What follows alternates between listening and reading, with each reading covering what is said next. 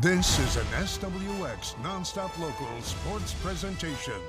The University of Idaho Vandals take on the Utah Tech Trailblazers. Powered by Inland Power and Light, SWX College Football starts right now. You blink and 50 years goes by, and today the Idaho Vandals celebrating 50 years of playing football here at the Kibbie Dome in Moscow. And we've got a bout for you that'll be a conference battle next year, a non-conference game this year as Utah Tech has made the trip to take on Idaho. College football on SWX is presented by Inland Power and Light Company, powering our communities since 1937.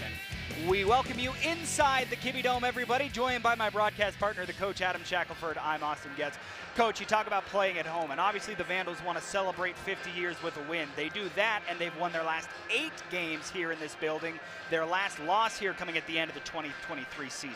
Yeah, and again last week played really well, and you know, this is a Utah Tech Trailblazer team, formerly Dixie State, changed their name. 0-2 this year, but they've played 2 really close Big Sky games. Had UC Davis beat at the end of the game and ended up losing, and then really played well against Northern Arizona last week, only losing by a touchdown. A lot of athletes on this team. They're trying to build something here. I think it's going to be a fantastic game today. Yeah, head coach Lance Anderson and the Trailblazers getting some advanced scouting for next year when the Trailblazers join the Big Sky Conference. Settle in, everybody. We got a good one on tap. Both these teams have played 2 very close back and forth games through their first 2 weeks. It'll be Utah Tech to kick off, and the Idaho Vandals sporting a jersey that's an homage to the 1975 squad in the gold tops will be receiving.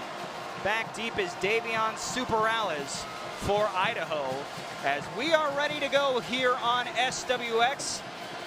The Vandal marching band getting the crowd to their feet as we are set to go here. 50 years of football here in the Cathedral of College Football.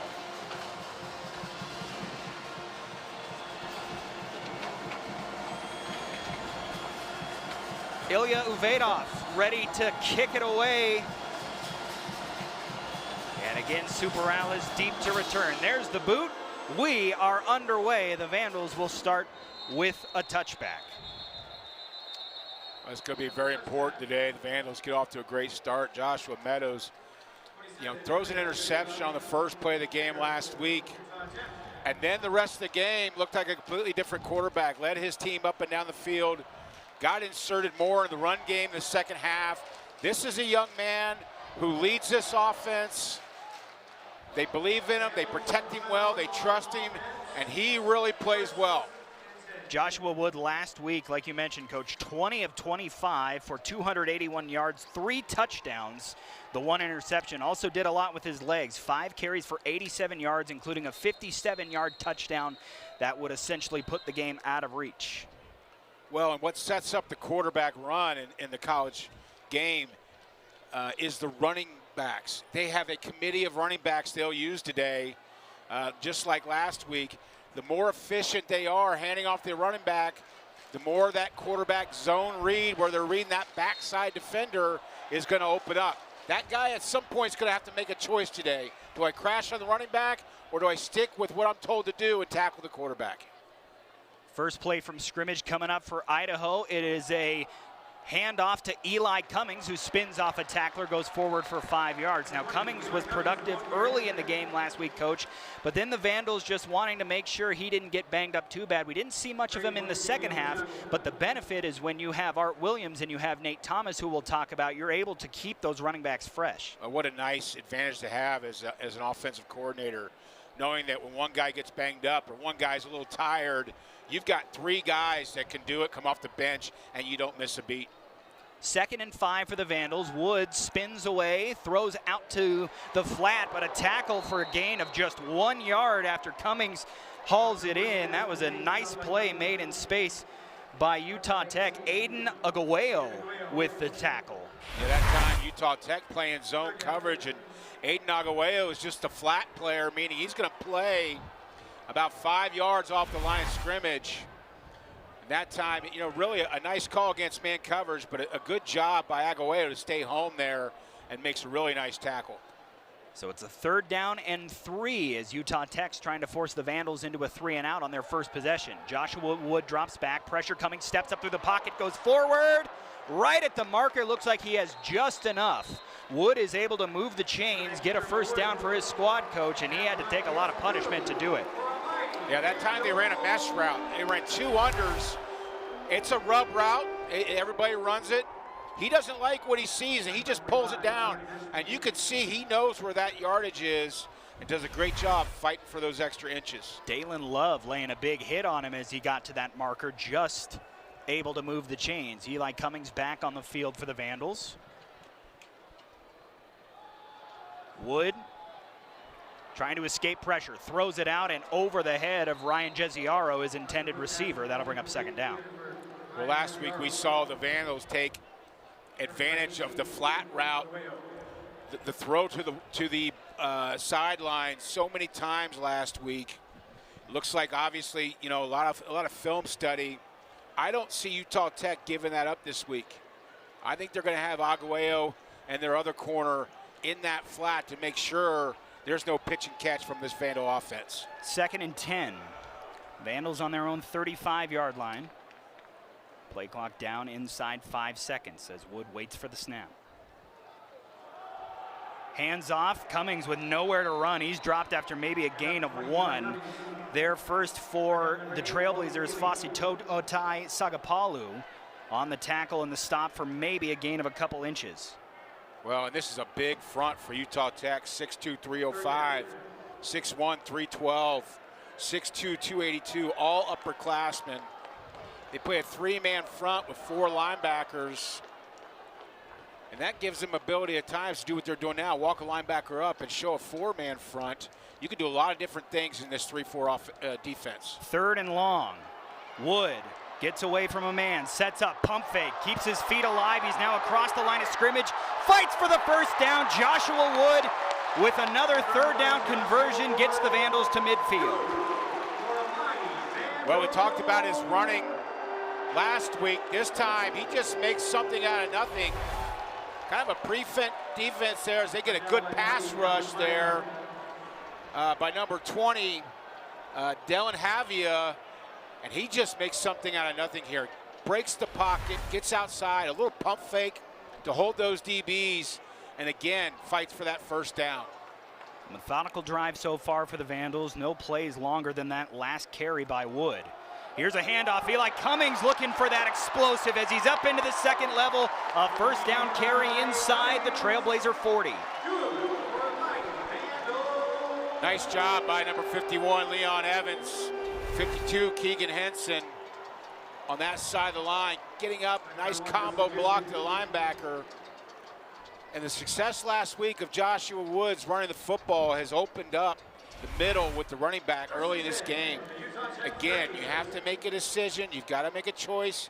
Really tough to stop both. And right now, Elijah Cummings kind of running at will inside those tackles. Vandals stringing together a few good plays here. Play clock down to 5 seconds. Wood calling out some kind of adjustment on the line.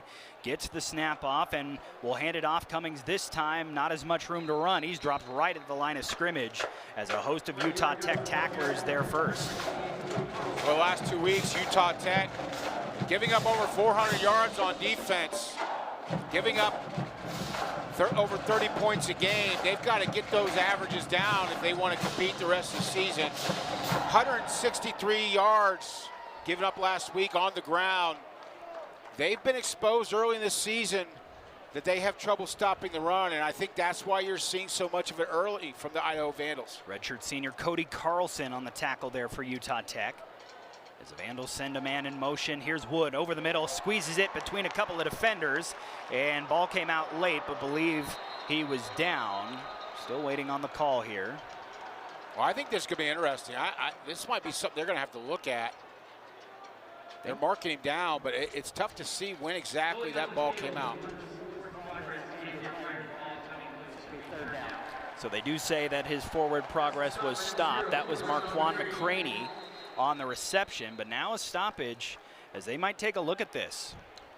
Well, and this is an interesting review because they're calling forward progress for a reason. Not because a knee is down, not because an elbow's down. I think it's going to be tough to determine where forward that ball progress might be is. out, Coach. That ball is definitely out. Now it's going to be a judgment call from the booth of, was forward progress stopped? That's going to be a really tough call, I think, to overturn. Yeah, I originally thought he was down, but you're right. That ball clearly out before Marquand McCraney hit the ground.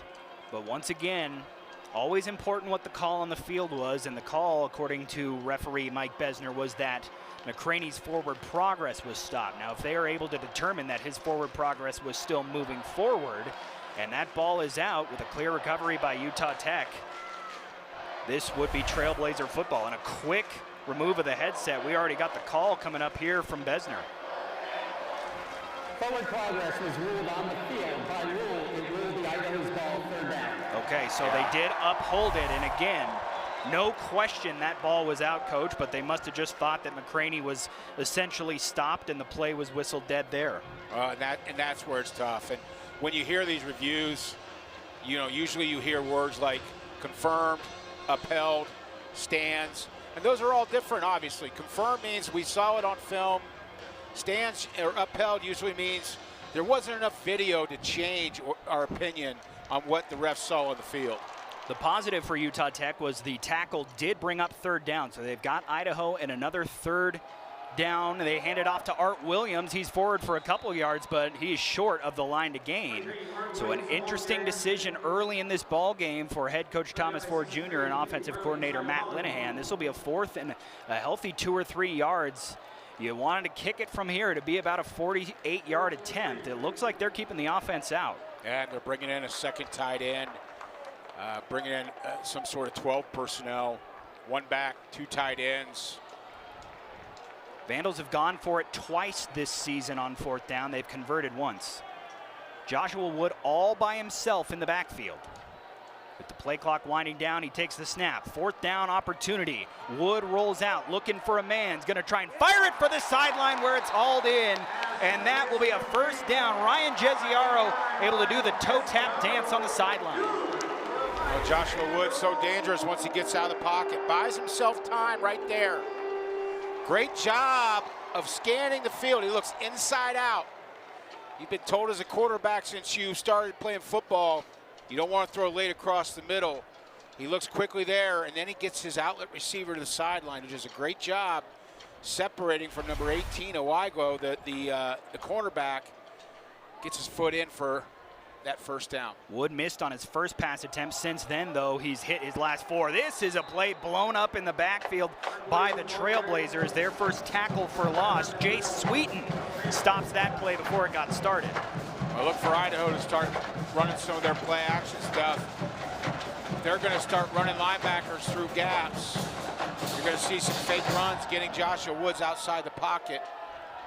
Let him try to throw the football downfield. Carry was for Art Williams. He's now off the field. Eli Cummings back on for the Vandals, who are chunking their way into scoring position. Play clock at 10.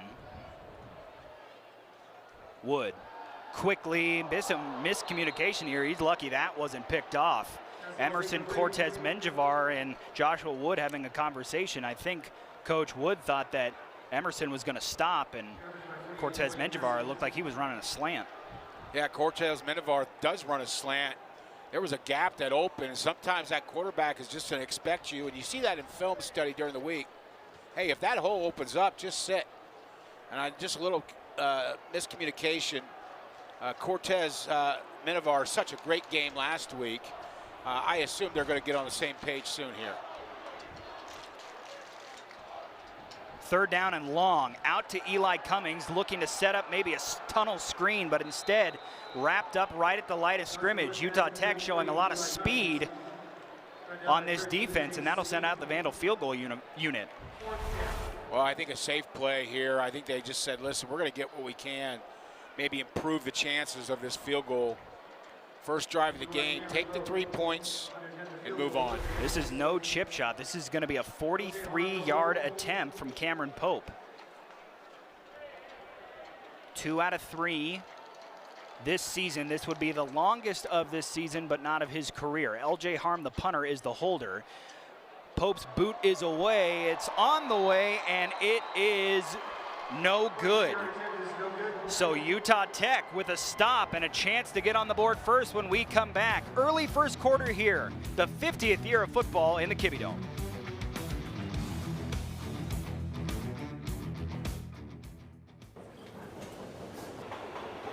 Hey, you looking for Idaho? You like Idaho? Idaho shoestrings, Idaho crisp cut, Idaho russets. Potatoes bravas, potato pie, potato poutine. Does this say I don't know? I don't know. You a cop? Hey, Al Grattan, get some fries with that shake? Potato puffs, potato poppers. It's a new thing. I got baked. I got twice baked. I got Idaho shoestring. I got Idaho crinkle cut. I got Idaho waffle fries. How about some Hasselbeck, sir? Some wedges? Maybe looking for some tots? For every night out, there's a sober ride home. And for every sober ride, you know who to call? The designated driver. Whether it's a ride share, the bus, or that super nice friend who's always got your back. Sober drivers get us home safe. So treat your DD to an NA drink, and let's raise a glass to the unsung heroes. Cheers to the DD. Listen up! Everything we've worked for has led to this moment. Training is over. It's time to be efficient, like the Kubota Grand L Series. It is time to grind, like the Kubota LX Series, which is packed with extras. It's time to be tough, like the rugged BX Series. So let's get out there and plow, fight, and win!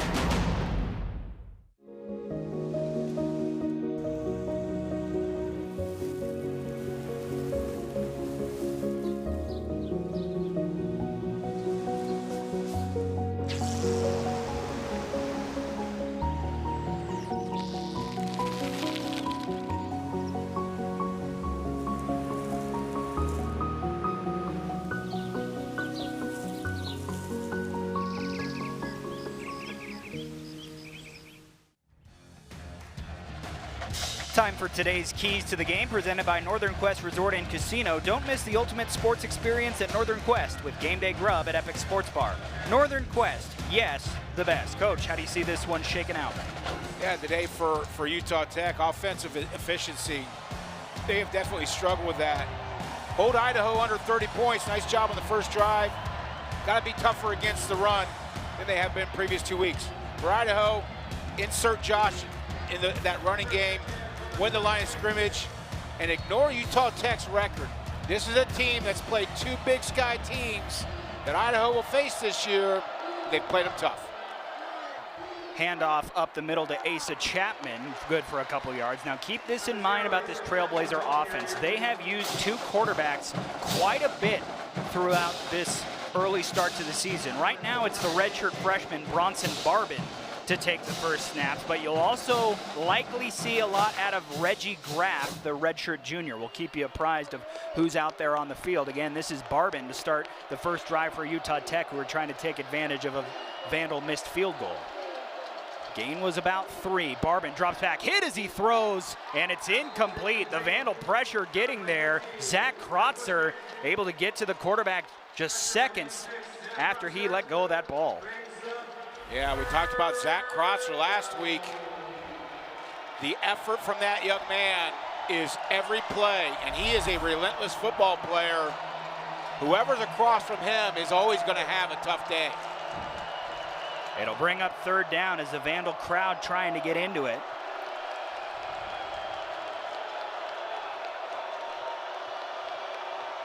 Barbin calling out some audibles at the line. 5 seconds on the play clock in this 3rd down and 7. Throws for the sideline. It's incomplete. And the Vandal defense picking up the offense after the missed field goal. They'll force a 3-and-out and a punt. At that time, a miscommunication on the throw. They brought the H-back or tight end back inside to help with protection. But that time, looking for a back shoulder, the receiver keeps going and just not on the same page early. So that will bring on the punting unit.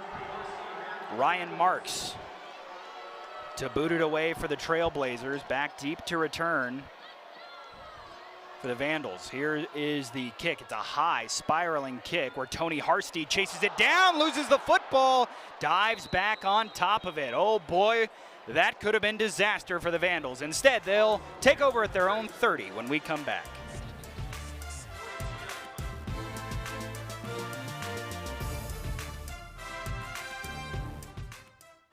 As the sun rises over the Rocky Mountains on a new era, we stand on a foundation etched in stone. Built on the backs of legends, All-Americans, and national champions, we've made our mark not only in the West, but across the nation and the globe. Through perseverance and commitment to a world-class student-athlete experience, we've set ourselves apart from our peers as an untraveled road lies ahead. We are the Big Sky Conference, where experience is elevated. If there's one thing Idaho's known for, it's potatoes. In fact, we love them so much they're a $1.3 billion part of who we are. So what would happen if a worm thin as a human hair wreaked havoc on our potato crop?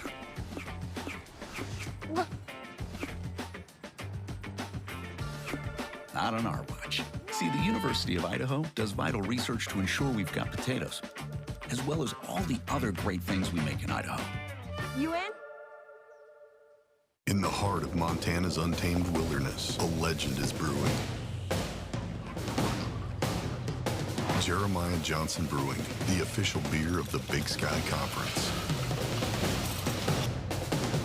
Brewed with the rugged spirit of the West.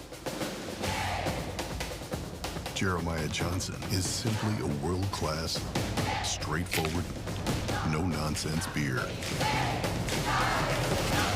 Do well. The secret to happiness is discovering your spot. It could be over the mountain or deep beneath the stream. In a quiet place, in a wild place.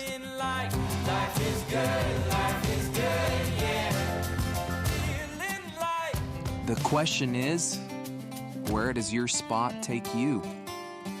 Pocatello. Life is good here. Today's coverage of college football is brought to you in part by First Federal Bank. Earn an incredible 501 annual percentage yield with First Federal Bank's reward checking. Visit bankfirstfed.com/rewards to learn more. And by Fairfield by Marriott, your place in the Palouse in Moscow. Back here on the campus of the University of Idaho, inside the Kibbe Dome, where they're celebrating 50 years of college football. Hosting Lance Anderson's Utah Tech squad, the Vandal offense back out there for a second time. Austin Getz, Adam Shackelford joining you on the broadcast. So, Coach, we saw a lot of yards but no points last time out for the Vandals. What do you think they need to do on this drive here? Well, they've had success running the football. They're averaging over 4 yards a carry. You don't get away from that. But I think you start testing some of these secondary guys. Although Utah Tech is giving up a lot of rushing yards this year, look for them maybe to start attacking the middle of the field in this zone coverage. Because they brought in extra tight ends, they forced Utah Tech to bring a linebacker down, which really kind of changes at times what Utah Tech can do in the secondary. It was a gain of 4 for Art Williams on the first play of this drive. Vandals taking over after their defense came out and forced a Utah Tech 3-and-out. Another handoff as Williams stutter steps through the line and has a first down over the 40-yard line. So Art Williams to start this drive, Coach. And again, we talk about the embarrassment of riches this Vandal running back room features. Williams, maybe not the most imposing figure out there, a little bit slight of a build, but boy, can he burst through that line. Well, and you said it at the end, we're going to give the committee of running backs a lot of credit. But those two tight ends and that offensive line up front, getting some movement in the trenches today. And you could see at times Utah Tech bringing their safety like they are right now down in the box, trying to get an extra number in the box against the run. Look for them to start pulling and throwing the football. What a hit. Will Aloveo blew up Art Williams after a gain of just 1. Number 11 flying through there for the Trailblazers. Yeah, he's made some big plays already today. He's that linebacker that they're bringing up on the line of scrimmage or bringing through the gaps in the run game. He's been moving him around. He's been very active today at that outside linebacker position as you see him lined up here at the near end. So 2nd and 9 after the carry of just 1. Haven't seen Nate Thomas out there on the field. Keep that in mind. Another handoff, Williams, this time with room to run up to about the 50 before he's dropped. This is going to bring up a 3rd and short. Vandals converted 2 third downs on their last drive, also converted on a 4th and short before getting behind the sticks. But they feel confident, Coach, if they get into this short distance scenario, their playbook's wide open, and with how they run the football, you know, just not getting behind the sticks seems to be the key. Limiting some penalties, which they weren't able to do at times last week, but they're built for these 3rd down and 4th down and shorts. 2 tight ends on the field for the Vandals. 3rd down and officially 3 with play clock under 3. Joshua Wood pulls it this time, just trying to race to the outside. He does, and he picks up the 1st down. Coach, we talked about last week how the Vandals set up the opportunity for Wood to pull it. Last week it resulted in a 59-yard touchdown. There, 3 or 4 is good enough to get the drive moving into Utah Tech territory. Well, there's 2 things I like about this play. Number 1, it's well designed by Coach Ford and his staff. And number 2, when the play's on the line, you need a 1st down. You want a quarterback who wants to put the ball in his hands. The responsibility to move the chains in his hands. That's what captains do. That's what true leaders do. 2 running backs on the field, including Nate Thomas for the first time. Joshua Wood finds him. Thomas can't handle it. We'll see if this is ruled an incomplete pass. Looked like it was maybe a forward pass. I think it was forward, which would make this even if it was incomplete, although they're marking it. Yeah. It looks like they're marking it out of bounds behind the line of scrimmage. So I think the officials called that a lateral that went backwards and then out of bounds. The Vandals will keep the football, but they do lose a yard. Well, and this is an RPO, what we call a run-pass option. They're going to flare the running back, and he's going to read. He's either going to give it to the running back or he's going to throw it. He also has the option to run it. And that time, a pretty good throw just to drop there, kind of ran out of room on the sideline. Boy, yeah, another yard or 2 of room on that sideline. That would have been Utah Tech football. So 2nd and 11. Wood drops back with time. Over the middle, Tony Harsty makes one man miss. He's got a 1st down to the 35-yard line. Oh, good job by Harsty there running the slant. You know, last week when they needed plays, Tony Harsty seemed to be the guy. It was Emerson Cortez that was really consistent last week, but it seemed like when they needed a big play, that's the direction they went. And again, a nice play bailing them out after a 1st down loss. Harsty last week catching his 1st career touchdowns on the season. Now he's over 100 yards receiving with his 8th reception right there.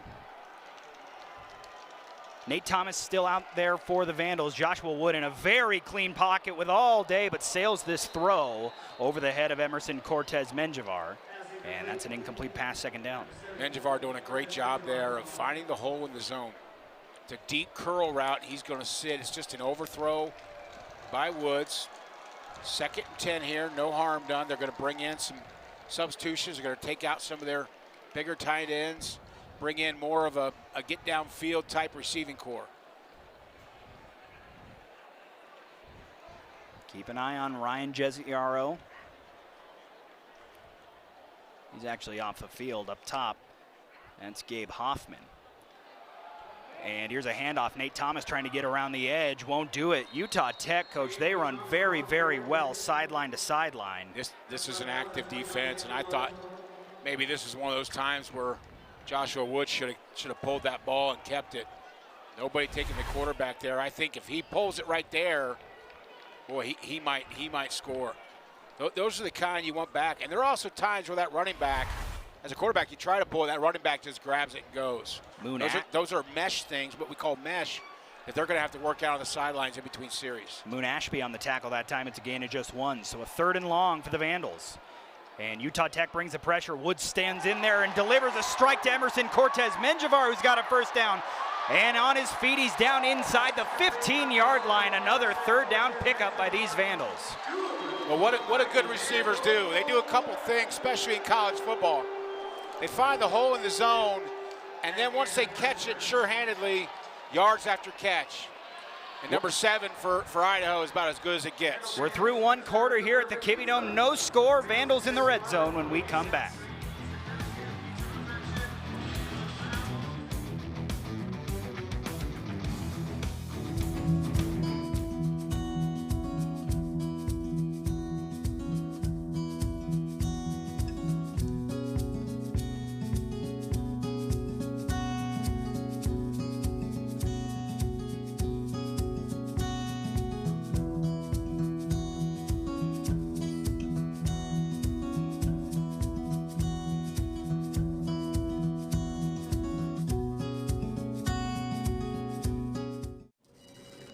Thank you for calling in. I'm glad that you're taking this step in quitting tobacco. My name is Alejandro. The quit line has a massive impact on quit rate. I'm glad you reached out. You called the right place. Somewhere around 500 to 600,000 people have quit by using our services.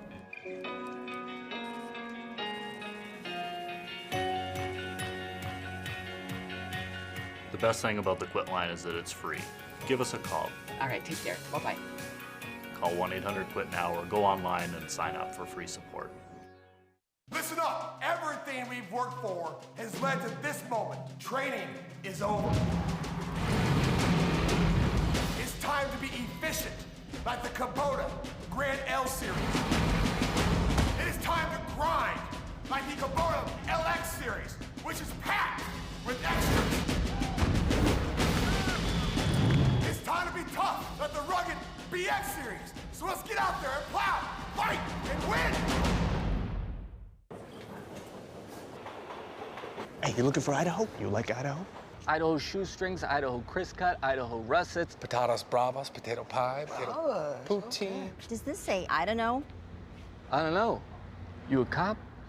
Hey, I'll gratin. Some fries with that shake? Potato puffs, potato poppers. It's a new thing. I got baked. I got twice baked. I got Idaho shoestring. I got Idaho crinkle cut. I got Idaho waffle fries. How about some Hasselbeck, sir? Some wedges? Maybe looking for some tots?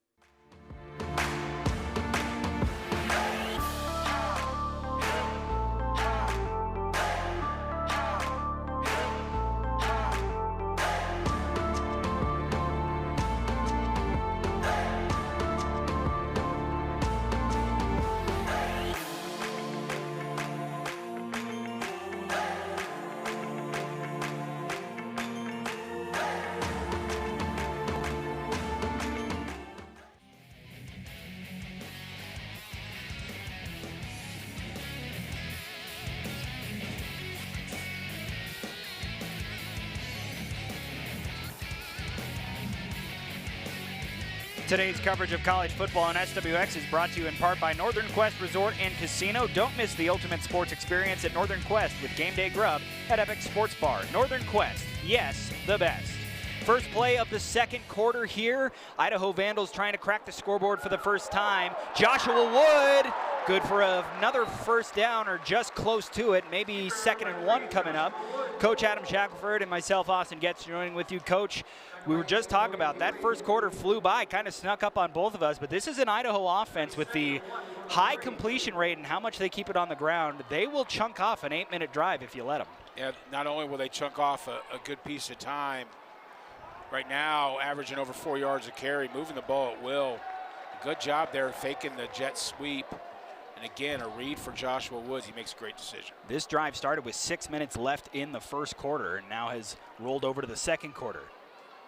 Wood drops back, throws over the middle. It is incomplete, but a flag in the end zone, and they're going to get pass interference. This will put the ball on the on the Utah Tech 1 yard line, as they're going to get Justin Houston for interference here. Yeah, I think some contact up by the shoulder, and I think you're also going to see by the arm closest to the official, probably a grab around the waist.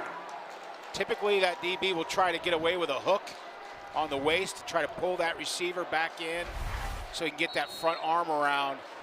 That's kind of what you see right there as you see the hook. It's a good call right in front of the official, a call that has to be made. Here comes Rocco Koch, the bruiser quarterback, if you could say that. The redshirt freshman takes over in these goal line scenarios quite often for the Vandals. He's looking for a lane, bounces outside, trying to get to the end zone. He's short. Does get positive yardage, but the Trailblazers able to keep him out. It'll be 2nd down and goal. Yeah, Daniel Thomason, a 6'3", 210-pound senior there with a great extra effort at the end to kind of clean it up right there. I think he may dive over with the ball in the end zone there because he's only got one guy around his shoestrings, and a nice effort there by Utah Tech at the end to keep him out.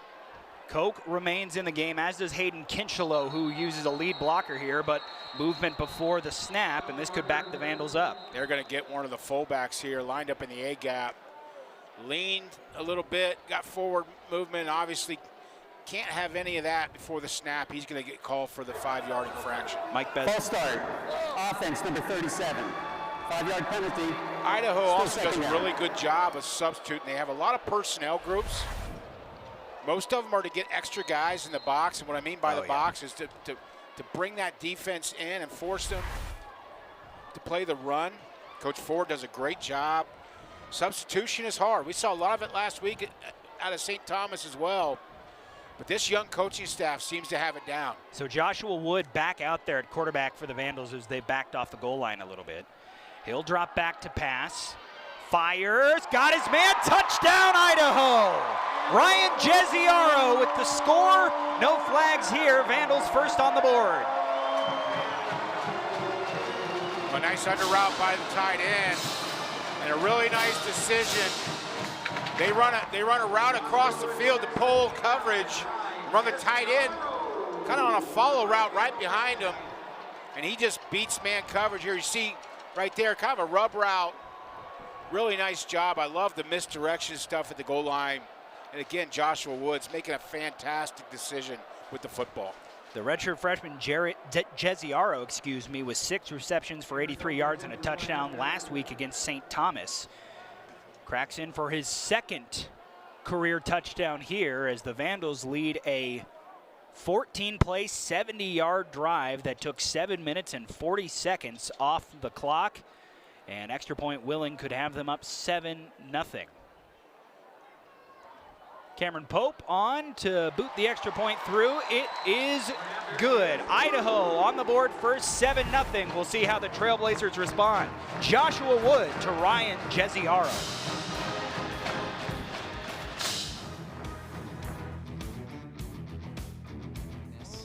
This is discovering your spot. It could be over the mountain or deep beneath the stream. In a quiet place, in a wild place.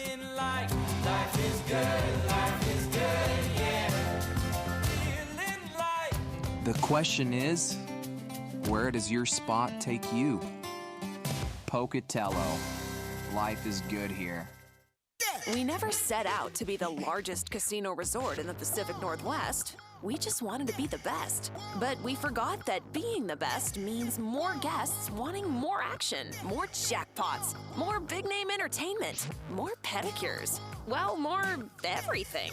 Until one day, you look up and realize, we need a new hotel tower. The new River Tower, to be exact. Northern Quest in Spokane, Washington. Now the largest. And yes, still the best. We focus on youth sports because we truly believe that youth are the foundation of Montana's future. I think nothing improves your mental health and well-being and your physical health and well-being than being outside, active, talking to other people, and socializing in an environment like that. Learning teamwork, learning leadership skills, resiliency. As a company, we're deeply invested in our communities, not just our members. In the heart of Montana's untamed wilderness, a legend is brewing. Jeremiah Johnson Brewing, the official beer of the Big Sky Conference. Brewed with the rugged spirit of the West. Jeremiah Johnson is simply a world-class, straightforward, no-nonsense beer. Do well. College football on SWX is brought to you in part by Titan Truck Equipment. Northwest, family-owned. Outfit your truck by visiting us in Spokane Valley. And follow Titan Truck on Facebook, Instagram, and YouTube. Back here at the Kibbe Dome, the home Idaho Vandals on the board first early here in the second quarter. 7-0 they lead after that man Joshua Wood connects with Ryan Jesiaro for a touchdown. Austin Getz, Adam Shackelford joining you. Coach, what did you see on that drive that led to the success? I mean, we saw a good mix of run and pass. We saw their first penalty. They've kept the penalties off the board. Just what did you see? Well, exactly. You know, last week so many times we saw 3rd and 15 and 3rd and 17. They've stayed away from that, staying on schedule with the change. Utah Tech only running 3 plays in basically 17 minutes of this football game. Is a line drive kick that's returned out to the 25. That is where Utah Tech will start their drive when we come back. 7-0, an Idaho lead. Trailblazers coming out on offense.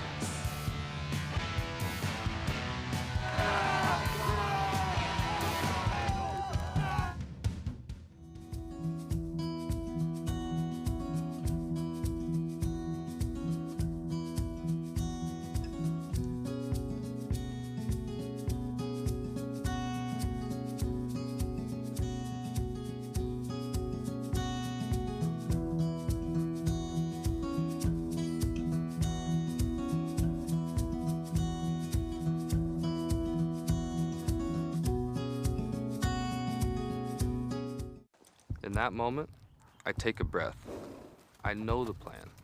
My effort, my attitude, my decisions. These are what I can control. These are what set me apart. In that moment, I chose to quit chewing tobacco. You decide when, we'll show you how. To learn more, visit projectfilter.org or call 1-800-QUIT-NOW.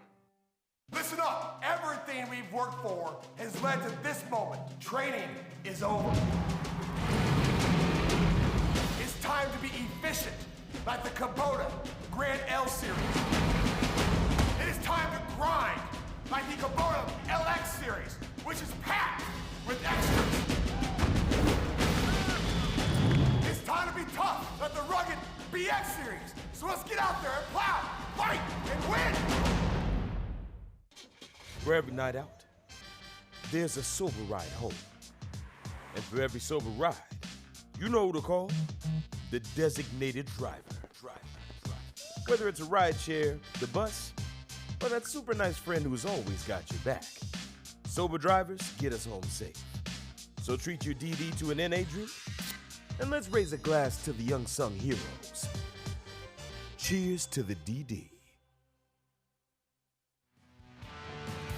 Time for today's Impact Players, presented by Northern Quest Resort and Casino, the Inland Northwest premier destination for gaming, dining, and entertainment. Coach, we already called one of these guys' name, Dallin Havaya's name, a lot when Utah Tech was on defense.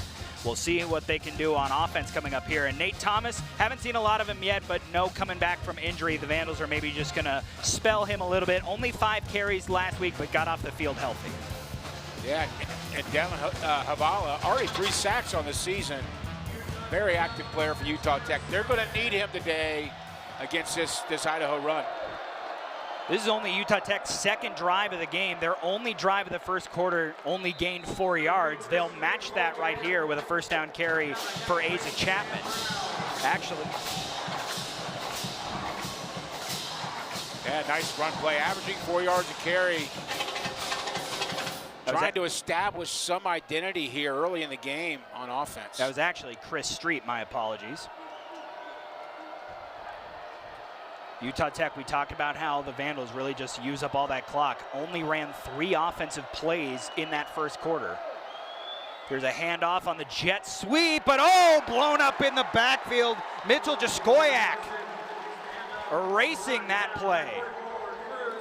It was actually Cruz Hepburn. Yeah, Cruz Hepburn doing a great job from that Mike linebacker position. And we talked about it a little bit last week, Austin, about how well this Idaho defense runs sideline to sideline. Great angles, great pursuit by this defense, led by Isaiah King. Hepburn, the Lewiston Bengal product. 3rd and long as the Vandals try to match their first 3 and out with a second. Here's Bronson Barbin to pass. Backside pressure coming. He'll throw for the sideline. What a strike that was. And that will move the chains for Utah Tech for the first time today. That throw right on the money to Eric Olson. Well, that time they got Olson matched up on Isaiah King. And what Isaiah King does well is he plays in the box. He's tough against the run. He's very athletic. What he's going to struggle with is when he's got to play man-to-man coverage against a receiver because of his height. He's going to struggle a little bit man-to-man, and there, just a nice throw by Utah Tech. And the first completion of the day as well after not able to connect on Barbin's first 2 attempts. He'll throw out to the flat this time. It'll go forward for a yard or 2 before Deuce Blenman's able to get the ball carrier down on the ground. That is Brenton Stone on his first touch today. Well, this is an offense from Utah Tech that hasn't had a lot of problems scoring points this year. They've done a pretty good job with yardage per game. Their defense has struggled giving up big yards. Doesn't seem to be a lot of time of possession for this Utah Tech offense, as we see that today as well. We talked about 2 quarterbacks. Here's Reggie Graff, the lefty, throws over the middle, and it is incomplete. But we talked about 2 quarterbacks. This is the redshirt junior on the season, 16 of 29, now 16 of 30, 125 yards, 2 touchdowns, and an interception. He's a bit more of a runner with almost 100 yards on the ground, but it's not like when he comes in, Coach, it's a tell that they're going to be running the football with the quarterback. Yeah, you're going to see either run or play action as they substitute quarterbacks here again on 3rd and long. Yep, this is Barbin back in there. So the redshirt freshman back out on the field. Kind of easy to tell them apart when one's a righty and one's a lefty. Play clock under 10. Vandals bring the pressure. Barbin hit as he throws. Tipped and nearly intercepted. And absolutely despondent out there after not able to haul that one in is Caleb Ricks. Well, Bronson Barbin took a shot, a clean shot. Good job by Idaho to lower that helmet and get a nice shoulder tackle on Barbin, but he took a shot as they bring pressure. That was Hayden John from a safety position. Yeah, nice job bringing pressure there on 3rd and long. Got to have a lot of confidence on 3rd and long to bring that kind of pressure. Got to have a lot of confidence in your secondary. Ryan Marks on to punt again. Remember, the Vandals muffed their first punt. It did not result, though, in a turnover. Harsey able to haul this one in, but tackled immediately. Vandals taking over at their own 10-yard line with 10.5 minutes remaining here in the first half, up 7-0.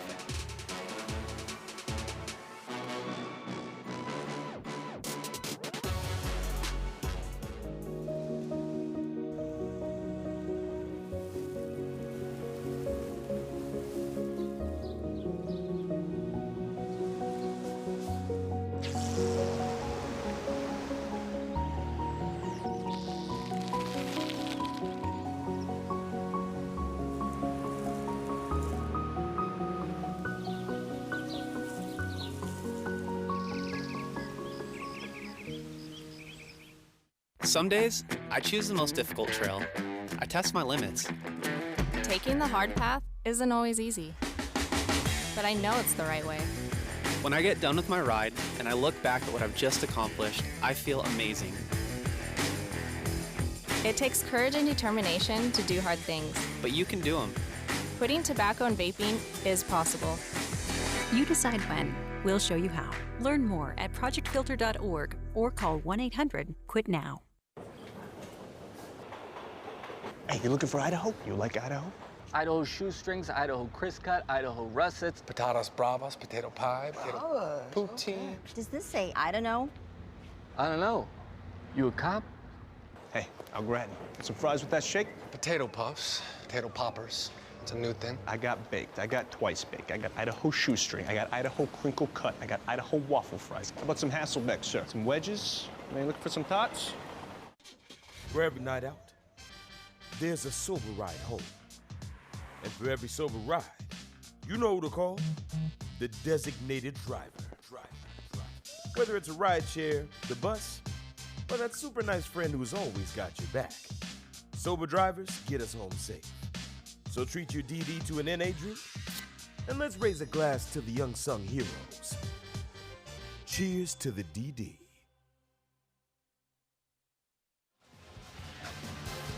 College football on SWX is presented in part by P1FCU. Are you looking for a free checking account? P1FCU's Ascend Checking is a free checking account that can earn you dividends. Open your account at P1FCU.org. Austin Getz and the coach, Adam Shackelford, joining you on the broadcast. There you get a look at the coach, Thomas Ford Jr. His Idaho Vandals up 7-0 as they start drive at their worst field position so far of the day on their own 10-yard line after the defense forces another punt. Joshua Wood, who's been excellent at quarterback so far in this game with a throwing touchdown his last time up, will hand this one off to Art Williams, who burst through a hole. He's over midfield trying to outrun the Trailblazers, and he will go out at the 20-yard line. A 70-yard rip there for Art Williams right down Main Street. Good job by the interior of that offensive line. And if it wasn't for Dejon Harrison, we've got another Vandal touchdown here. Not a lot of breakaway speed. He's their guy. He's their ground and pound guy, but he finds a seam. Looks pretty good out there in open space. And a quick handoff to Art Williams that goes forward for a gain of 2. But Art Williams, boy, you talked about, I was just about to get into, Coach, depending on how that first play went, how the Trailblazer offense had only been able to net 21 yards so far, so maybe if their defense could get them some good field position, and before I could even finish that thought, boom, there went Art Williams. Yeah, they've given up a lot of yards on the ground this year, and still struggling with that today. So the Vandals inside the red zone. And it's big Nate Thomas carrying this one right up the gut for a gain of a few more yards. But it will bring up a 3rd down. So if you're Utah Tech, you're trying to keep the Vandals out of the end zone and line up a field goal. They have missed one today as we tick down to 9 minutes to go in the first half. Well, and I'm sure if you talk to Coach Ford and the coaching staff, the other thing they want to see today is they don't want to let Utah Tech hang around. Last week they let St. Thomas kind of hang around, and it became interesting at the end. I think they want a complete game out, not only this offense, but a full team, complete game where they put a team away and kind of leave no doubt. Art Williams back out there on the field. That rush officially credited for 68 yards. Man in motion, Joshua Wood drops back. Pressure coming, steps up through the pocket, still alive, but finally chased down. Utah Tech with multiple defenders in that backfield. Alovaio there first, but a penalty. I think we're going to have a holding call here on Idaho. It's going to back it up even more. Holding, offense number 71. 10-yard penalty, still 3rd down. Utah Tech with a decision to make. Do you take it to 4th down there, or do you think they're going to back them up? No, they're good. It looks like they may give them the 4th down. They may say, hey. Yep, they're going to go ahead and kick the field goal. They're going to send out Cameron Pope for a field goal try coming up. He missed from 43 yards. This one's shorter. This will be 38 yards. And Cameron Pope trying to make it a 2-score game. Well, you could tell on the last one, he just kind of mishit it. It didn't have a lot of pop off his foot. We saw some strong kicks last week. This is definitely in his range. Again, Xander Eccles, the long snapper, LJ Harm, the holder. And Pope puts his right foot into this one. It's off the upright, no good. Cameron Pope 0 for 2 today, and Utah Tech will remain in a 1-score game with the ball when we're coming back.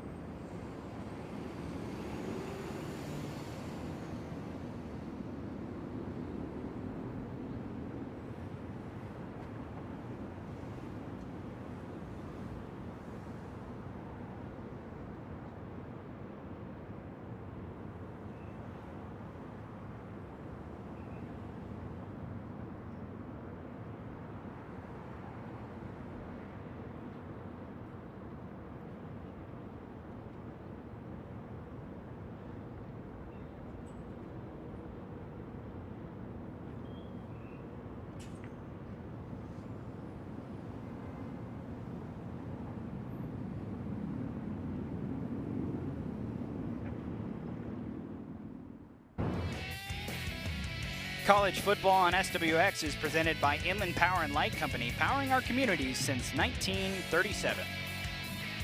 Back here at the Kibbie Dome, just under 8 minutes to go before halftime. It is a 7-0 lead for Idaho over Utah Tech. Austin Getz, the coach, Adam Shackelford joining you. And coach, special teams miscues, now 2 missed field goals that could have the Vandals up 13-0. Instead, has Utah Tech a touchdown away from potentially tying this game. Well, and everybody's going to concentrate on the kick, but the reality of it is Idaho has not shown the ability on a couple drives to move the chains and get themselves, and then, you know, a holding call, things they did last week that kind of cost them and let St. Thomas hang around. Maybe we're seeing some of the same stuff here. Here's Reggie Graff, who spins off a tackle attempt, and that's a carry for about 15 yards. Deuce Blendman hit him right at the line of scrimmage, but Graff kept the legs moving. As they have an offensive lineman kind of gets up, number 79 there, gets up kind of ginger as maybe an ankle injury. My apologies, that was actually Aaron Kinsey, not Deuce Blendman on the tackle attempt. But Reggie Graff, this is the first time we've seen him start a drive out there for Utah Tech. With a good pick up there. He'll run it again, going student body left, and this one's good for a couple of yards. Well, he's definitely in there to run the football. As Barban now comes in on 2nd and long. But a nice 2 runs there. Really, their best progress they've had offensively in the game so far. Absolutely. Coming into this drive, they had only 21 total yards of offense and are only a few yards away from matching that here on their 3rd offensive drive of the game. Here's Bronson Barban back in at quarterback. And he'll fake the handoff, throw it out quickly to Olsen. He's got positive yardage here, but is dropped hard by Cruz Hepburn. It'll bring up a 3rd down. Yeah, it's a 2nd big catch for Olsen. Looks Eric Olsen, a 6'5", 230-pound junior. He's had a great year, a great start to the year so far. Seems to be Barban's main target when he's looking for a play. Trailblazers 1 of 3 on 3rd down so far in this game.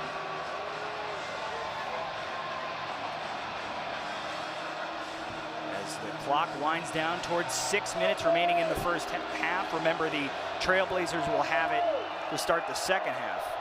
This is Chris Street in the backfield. Play action. Barban rolls out, finds Street, who juggles it a little bit, but is able to haul in the pass, and that'll be a 1st down for Utah Tech, their best drive of the day. Yeah, Tanner, I think just got possession before he went out of bounds. Bobbles a little bit, like you said. That's pretty close. Not sure he had that ball completely secure as he gets out of bounds.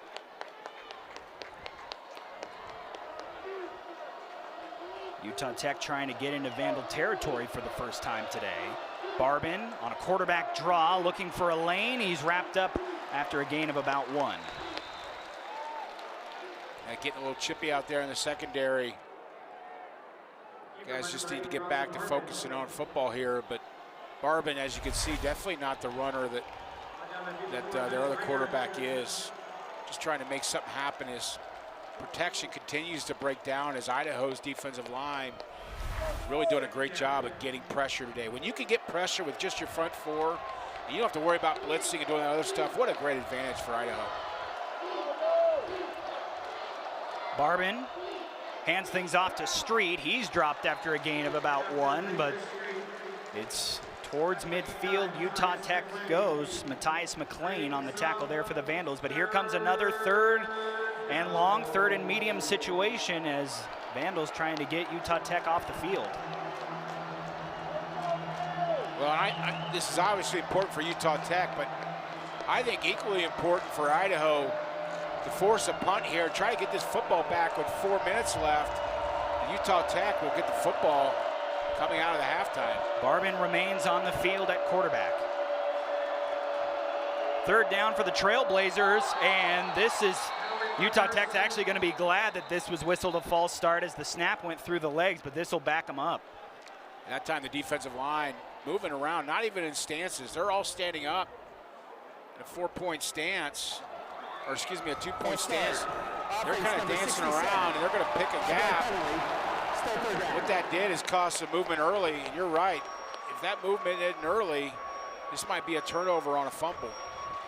So it'll back them up into a 3rd and longer. 4 minutes, 15 seconds remaining. Idaho with a chance to get the ball back. I'd say in fairly decent field position, but it has been a good day kicking the football for the Trailblazer punter, Ryan Marks. Obviously, the Trailblazers hoping they don't have to see him here. It's a 3rd and 12 as the Kibbe Dome rises to their feet. 4 minutes to go in the first half. Barbin over the middle's got his man, but it's well short of the first down marker right at the midfield stripe, and that'll bring out the punting unit for the Trailblazers. As aided by the penalty, the Vandal defense is able to deny them moving the chains. Well, you're in the middle of the field at the 50-yard line, and it's tempting to go for it here, but I think with a 7-0 lead, Idaho's struggling a little bit on special teams. I think utilize your punter, pin them deep. Last time, just a beautiful kick all the way down to about the 7-yard line. They could use another one of those right now. Yeah, Mark's averaging over 40 yards per boot. He'll put it into this one. It's a spiraling kick towards the sideline. This time Tony Harsty does call for the fair catch and will haul it in at the 9-yard line. College football on SWX is brought to you in part by Findlay Downtown Toyota on 3rd Street. If you're looking to score the best deals on your favorite Toyotas, come to Findlay. All right, Coach, 3 minutes, 12 seconds to go. Vandals have all 3 of their timeouts plus the 2-minute timeout. So plenty of time. You have the wide open playbook. Obviously, we've seen you be able to get the big chunk run there from Art Williams. Anything you specifically want to see them do here in this first few plays? Well, I think you get Joshua Woods maybe involved in the run game. Biggest thing is you understand you have 3 minutes left. You've got your timeouts. You want to try to go down and score, and you don't want to score a field goal here. You want to score a touchdown. But you want to do it with the clock, you know, under a minute here, so that puts pressure on Utah Tech. Maybe not able to score again for the half because they do have the ball coming out. Handoff, Art Williams looking for another big run to open a drive. He's got it all the way out to the Vandal 25, excuse me, the Utah Tech 25, but a great play for the Vandals. Well, that's going to put him over, Art Williams over 100 yards today as he had 92 before that run. And a quick handoff again to Williams. This one bursts forward for about 5 yards. Vandals using a little tempo there, trying to keep Utah Tech on their heels. Actually, more of a gain of about 7, but we have an injured player down on the field that will call for an official timeout. Well, you know, the other advantage is we hope this young man is okay. The other advantage to running back by committee is you don't only get to utilize all those guys, but sometimes you find the hot hand and you go with it. That's a team captain, Justin Houston, who's able to get back on his feet and head towards the sideline. And a timeout still here on the field as they'll emerge from their respective huddles. 2 minutes, 42 seconds. Vandals will have it in a 2nd and short, coming up at about the 37-yard line. You see Justin Houston just kind of crunched a little bit as he got the tackle there of Art Williams, but thankfully seems to be okay as he's getting checked out on the sideline.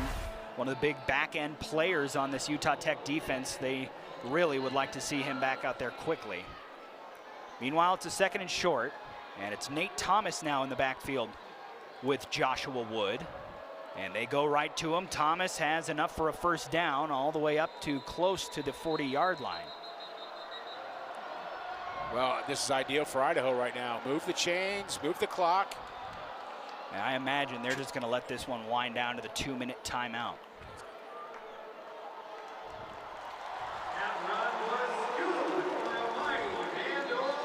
That'll take us to the 2-minute timeout.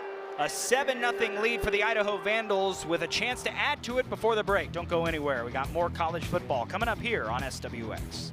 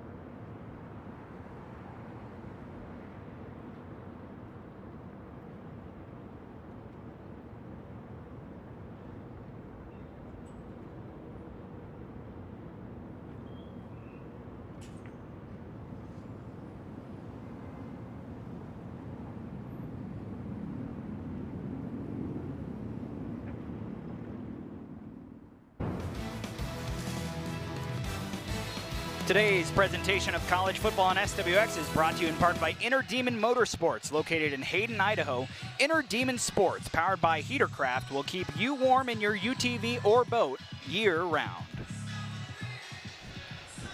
Other side of the 2-minute timeout here at the Kibbe Dome.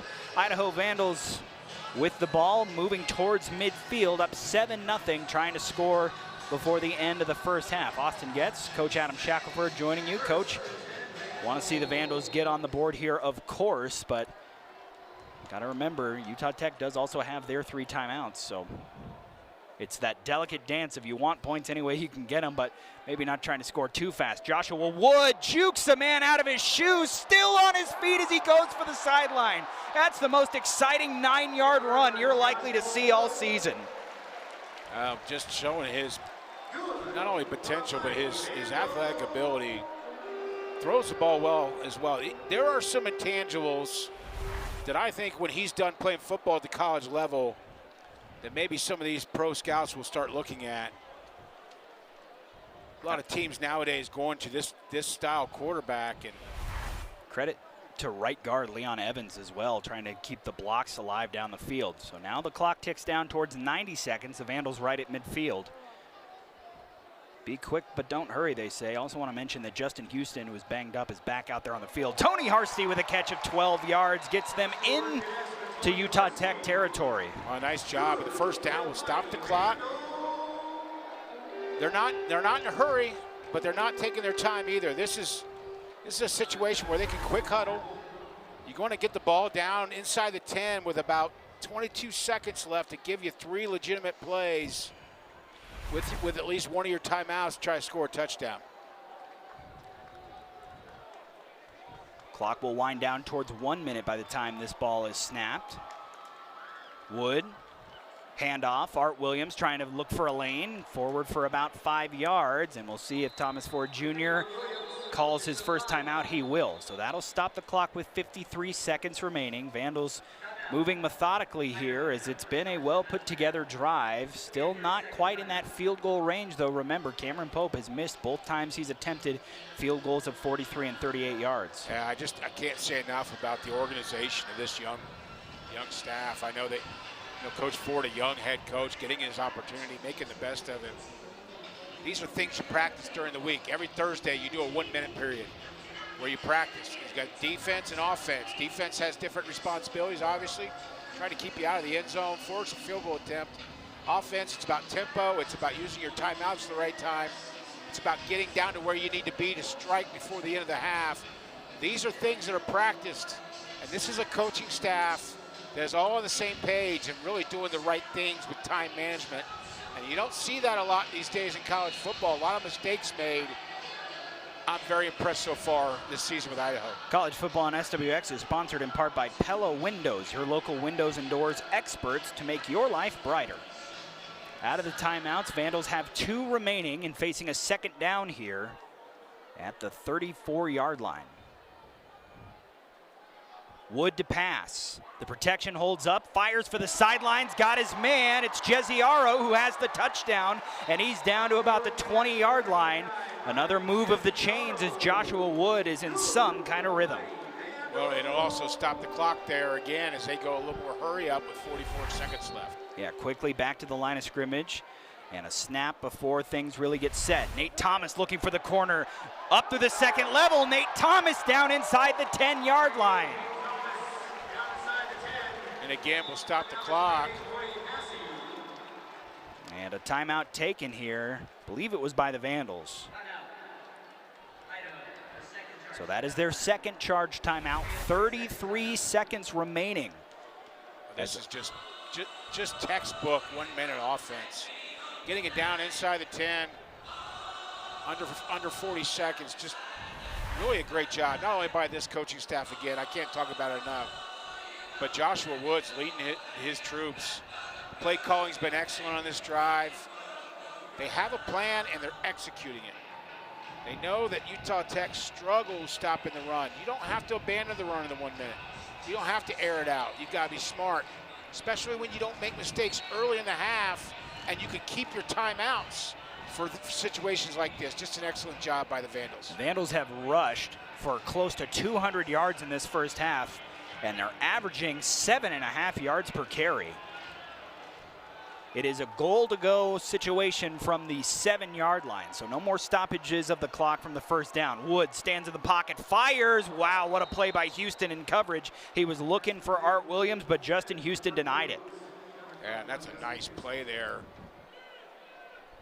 I think was that one, Dejon Harrison? It was Justin Houston. Okay, Justin Houston with a nice play. I'll tell you, they've got some DBs and some safeties that are just long. You know, tall, long arms. Here he ran a smash route. He faked the under, smashed back out of it. It's a play you used to watch Danny Amendola and those guys run with the Patriots all the time. Wes Welker, great job by the defense to get a piece of that ball. 30 seconds remaining. Wood fires over the middle, just a bit high of his man. He was looking for the slant over the middle, just not quite on target for Nolan McWilliams. Well, a little bit of contact there, but really pretty good defense. I think might have been rewarded with a flag if that ball was a little more catchable. I think it's a good call by the official. As you can see, the Utah Tech coach is now trying to gain an advantage in this 1-minute situation, forcing a 3rd and goal from the 7.5-yard line. Again, a field goal, not a sure thing in this one. It would be the shortest of the day attempted by Idaho, but they have had troubles in the kicking game so far. A 3rd and goal. Wood rolls to the right, looking for his man, fires for the end zone, and it is incomplete. And that will send on the Vandal kick team. We'll see if Cameron Pope can connect on this one. A 25-yard attempt. He's missed from 43 and 38. Well, these missed opportunities to score touchdowns. It hurt him last week. Sorry, Coach, I actually have to say this is Owen Forsman. Yep, we got a left-footed kicker here. Yeah, the Owen Forsman from Lakeland High School in Rathdrum to try and attempt this short boot. That one is on the way, and that one is good. So it is a 2-possession lead for Idaho, 10-0 with 17 seconds remaining. They did use almost all of the clock, but again, these are now 3 drives. Vandals could be up 28-0 here, could even be up 16-0 if not for the missed field goals. Yeah, and getting back to my point as we saw the kicker change. They got away with it last week with St. Thomas. You know, maybe they get away with it this week with Utah Tech not finishing drives. But as you get into your Big Sky Conference play, you start playing the Montana States, the Montanas, the UC Davis, you're not going to get away with this. This is something that needs to be fixed, and I'm sure Coach Ford and his staff will address it. So it is a 2-possession lead for the moment. Utah Tech, got to think unless this is a boot through the back of the end zone, they might take a chance to run this one out.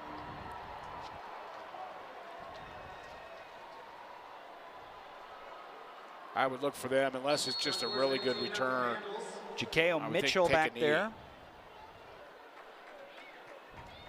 As is Bretton Stone. Deep boot, way deep into the end zone, and they will kneel it down right there. So it'll be the 25-yard line. Again, the Trailblazers do have their timeouts if they want to see if they can get a chunk play real quick and maybe get a chance for a long field goal here at the end of the first half. We'll see what happens here as it looks like they are sending out Reggie Graff, the quarterback we've seen sparingly so far today. They're not lined up like they're going to take a knee, so we'll see what happens and how it affects the decision making. I would expect maybe just a quarterback run here to the left.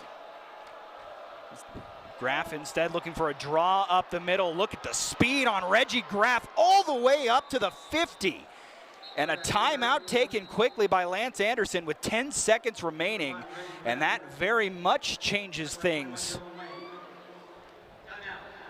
Wow, that's so upsetting for a defensive coordinator because you expect your players to understand personnel You know, who do they have at quarterback? What does he do well? Things you talk about all week. Hey, if number 5's in the game, it's alert run. If Reggie Graff is in the game, especially with 17 seconds left and a half, he's probably going to run a draw or he's probably going to run a quarterback sweep. He's not going to throw the football down the field. If they are going to throw the football down the field, Bronson Barbin is going to be in the football game. And I know that's frustrating for coaches. A learning process for these players for Idaho. Yeah, Court Dennison, the defensive coordinator, has the defense huddled up on the sideline. And let's just say, Coach, that the words I was reading off of the DC's lips there as his team was coming over to him were not FCC appropriate. Well, that's why I always put a paper over my face. Correct. So 10 seconds, Utah Tech has 2 timeouts remaining. And we'll see what they do here. It's Graff remains in the game.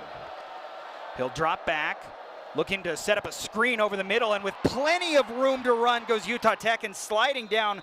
Very smart play there by Asa Chapman, because it will allow a chance to take a field goal with 2 seconds left. If he runs that, Coach, and doesn't get down, time would expire here. Boy, you want to talk about clock management at the end of the game, end of the half. We bragged on the Vandal staff. We have to give credit to this Utah Tech staff.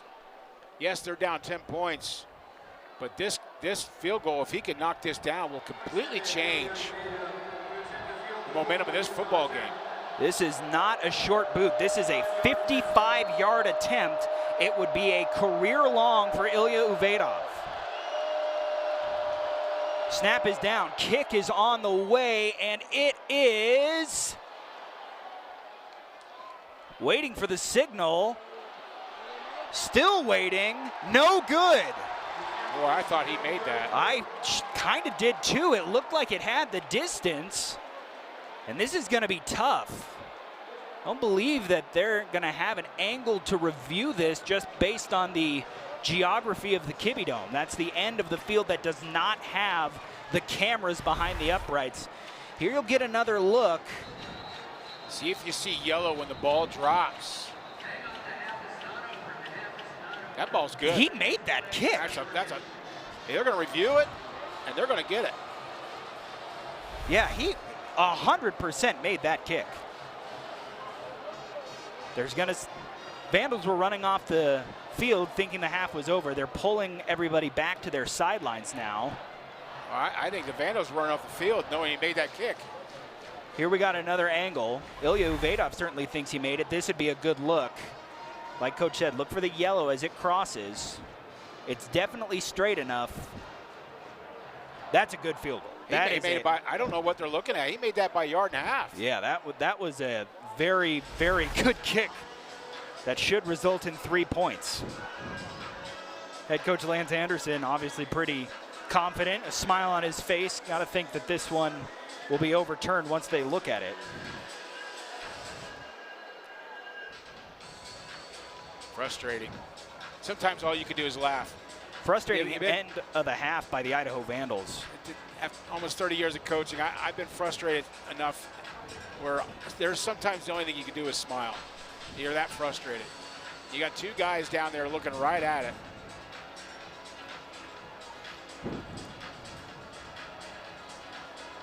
Talk about the Vandals. You go down there, you make it a 2-possession lead with 17 seconds, and you let them get off 2 chunk plays and a 55-yard attempt. That was good. Here is referee Mike Besner as coming out to make the announcement.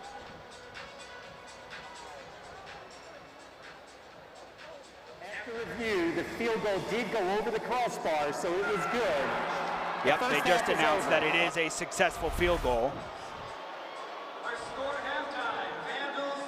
And that will be the end of the first half. So it is a 10-3 lead for the Idaho Vandals as Utah Tech able to get on the board in the closing seconds of the first half. We'll take a break and come back. Your halftime coverage coming up here on SWX.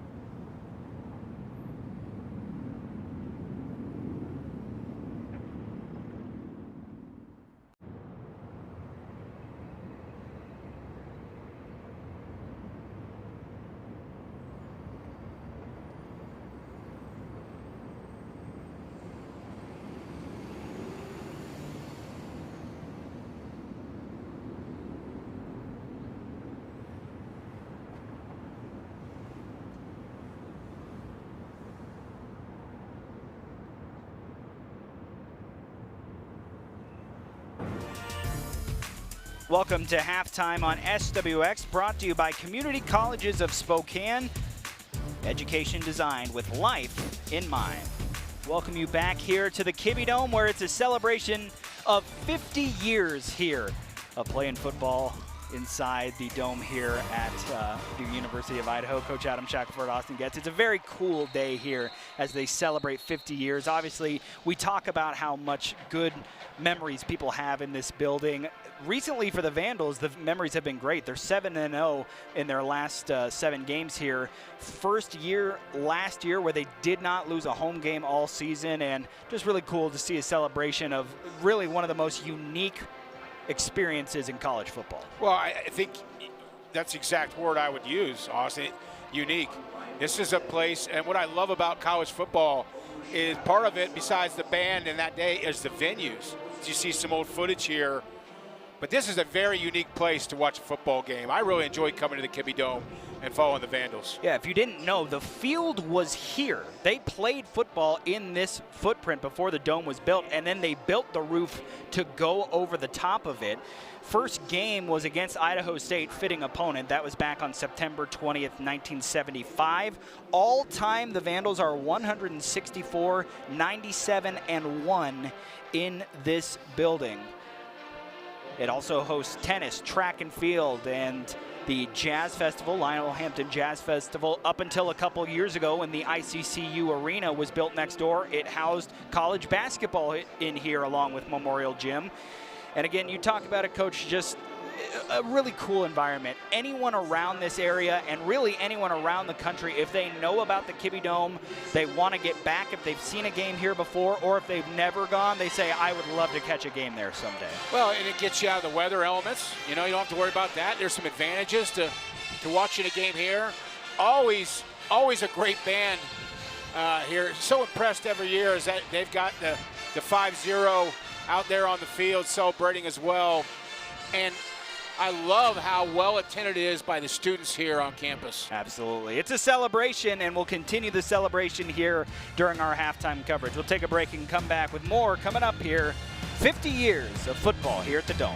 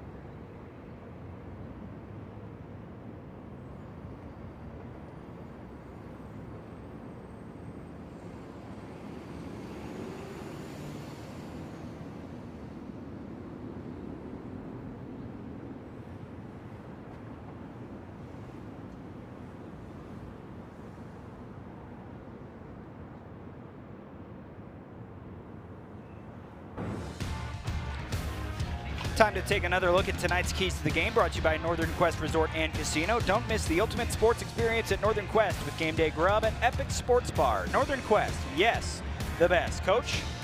Well, the only key really so far that Utah Tech, although they're in this football game, is they're holding Idaho under a chance to hold them under 30. Haven't played the run very well, and offensive efficiency outside the last 17 seconds hasn't been very good. Idaho, some nice drives, but they are stalling at the end. Again, I don't think they can ignore this Utah Tech offense much longer. I think, again, they're letting teams hang around. That's scary. Absolutely. Vandals with plenty of missed opportunities in that first half. We'll see if they can atone for those in the second half. It will be Utah Tech ball, though, to start. We'll take a break and come back with some more of your halftime coverage here from the Kimmie Dome in Moscow, where it's a 10-3 lead for the Idaho Vandals at half.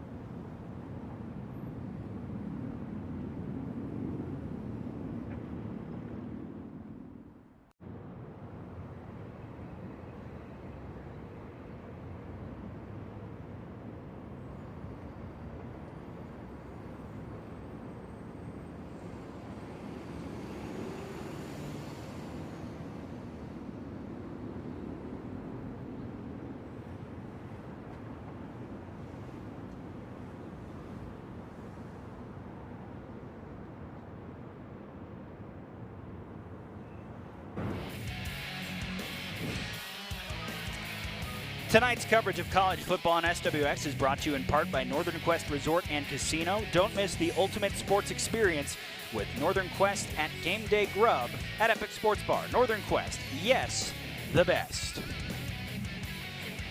Well, the first game here at the Kibbe Dome was September 20th, 1975, 50 years ago, and the Vandals are 1/2 away from their 165th win here at this building. We'll take a break and come back. They lead 10-3 as Utah Tech will have the ball first. Halftime on SWX was brought to you by Community Colleges of Spokane and Education Design with life in mind.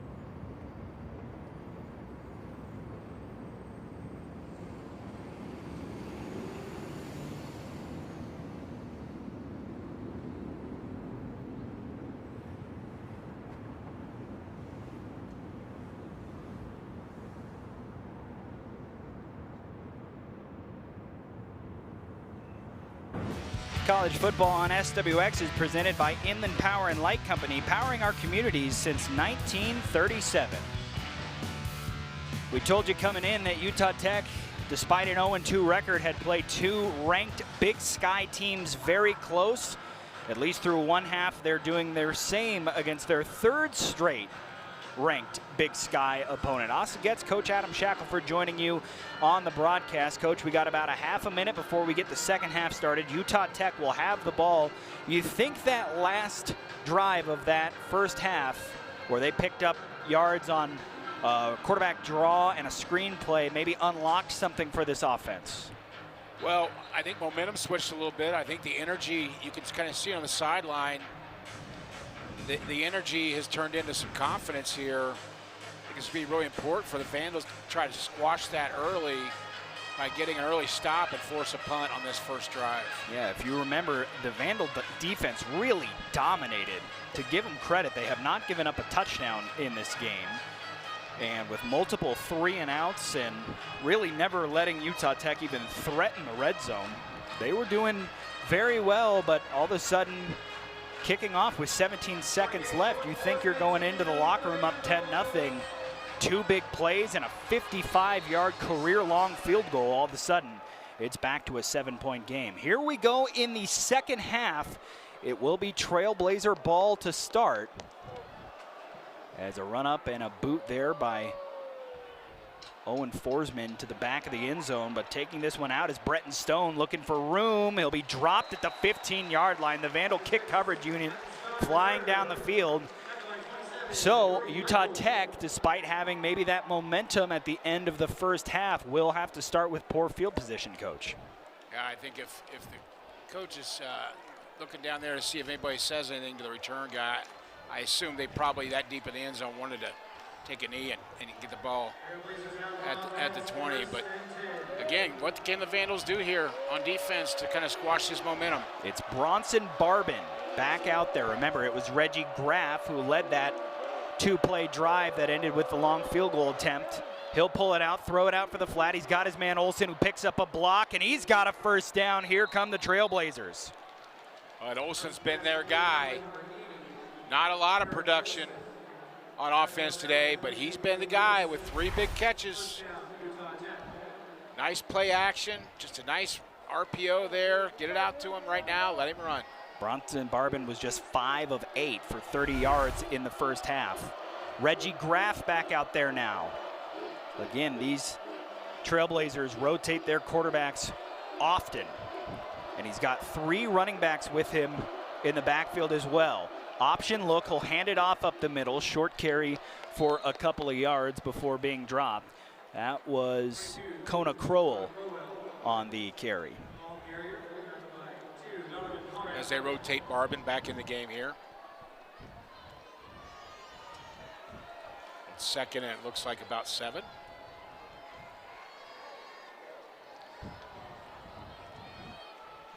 All the scoring in this game coming in the second quarter. Vandals scored early in the second quarter, a touchdown, added a field goal in the final minute before Utah Tech responded with a field goal. Here's Bronson Barbin.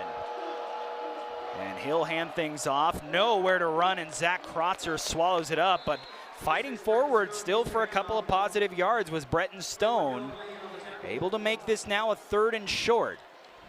Well, you can really concentrate on the running back. You've got to peek at Barbin because he is athletic enough to take the ball and run around the end, but there you see them just kind of peek, and they can really concentrate on squeezing that running back. Vandals held Utah Tech to just 2 of 5 on 3rd downs in the first half. They're asking their crowd to get behind them here as it's Barbin remaining on the field. Man in motion, Barbin pulls it, throws, got his man diving over the first down marker and moving the chains is Chris Street. Every time this Utah Tech offense moves the chains, you could see the mood change in both sidelines.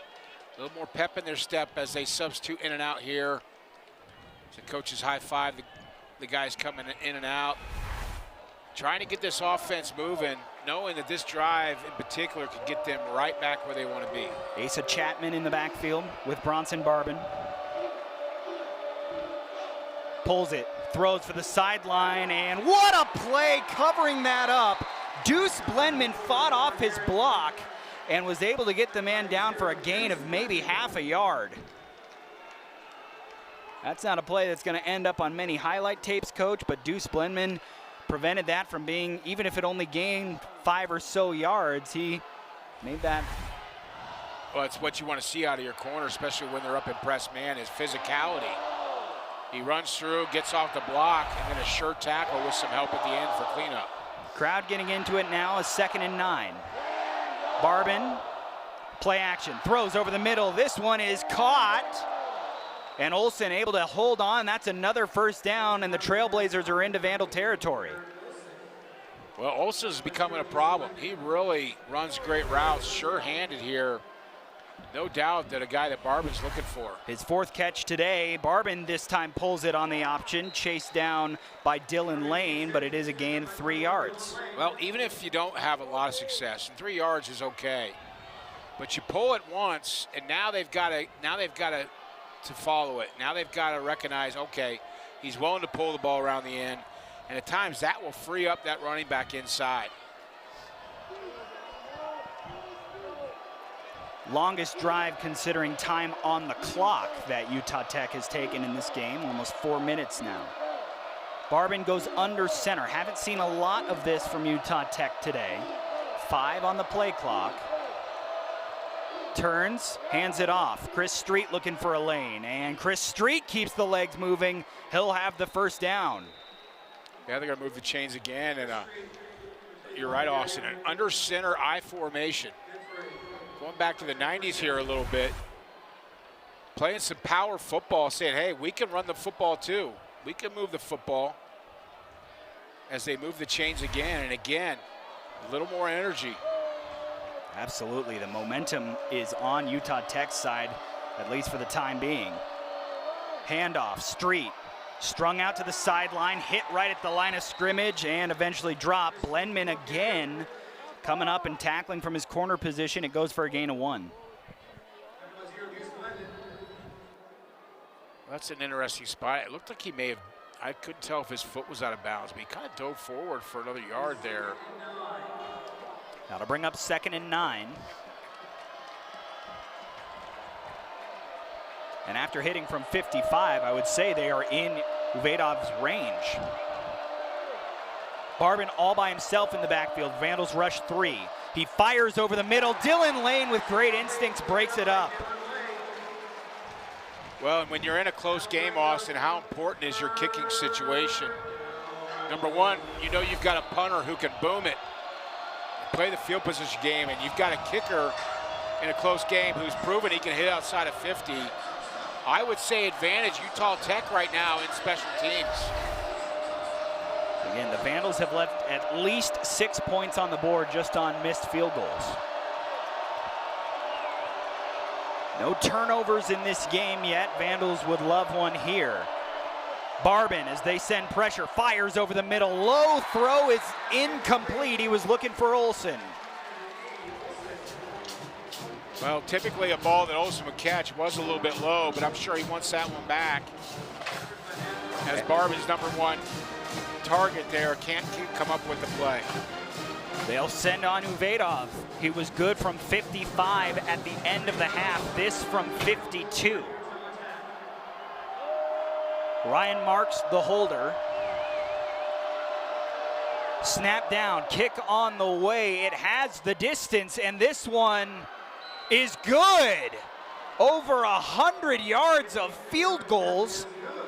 Idaho able to maintain the lead, but Utah Tech scoring on their last 2 drives thanks to the big right leg of number 27. Yeah, really no doubt on that one. Very similar to the last kick. He was just a little bit closer, and boy, that ball pops off his foot. A little bit of confidence. You see Coach Anderson there. This team is gaining some confidence as they play on in the second half. 10-6, Vandals getting the ball for the first time in the second half when we come back here on SWX.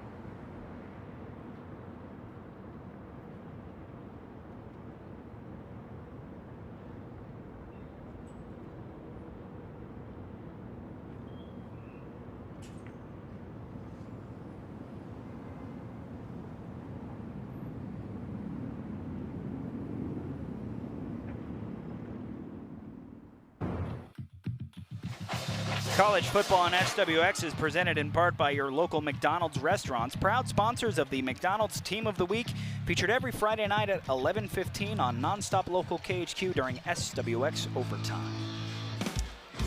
Field goals on back-to-back drives for Utah Tech has them down 10-6, kicking away to the Idaho Vandals here at the Kibbe Dome in Moscow. Austin Getz and Adam Shackelford joining you. Coach, obviously Vandals are in the lead and defense has done its job so far, but it almost feels like this is a drive you need points to kind of get things back in your favor. Yeah, it's been a little stagnant since the second quarter. Relying on the field goal kickers to come through, and haven't been able to do that today outside of a short chip shot, and we've got ourselves a ball game here. We do. Things in the Vandals' favor. The offense has been outstanding in terms of moving the football, but really have not been able to capitalize on points. Idaho's ran for 197 yards. They've thrown for just 76, but haven't really need to throw the football. So we'll see how they come out here, their first drive of the second half. Again, they could have had as many as 28 points on the board. They really should have had at least 16. Instead, now leading just by 4 here with 9.5 minutes to go as they take over for their first drive of the third quarter. It'll be Art Williams, who's already over 100 yards rushing, to start out the drive with Joshua Wood in the backfield. And it's a handoff to Williams, who's just bursting through the middle of that Utah Tech line seemingly every time he touches the football. A gain of 9.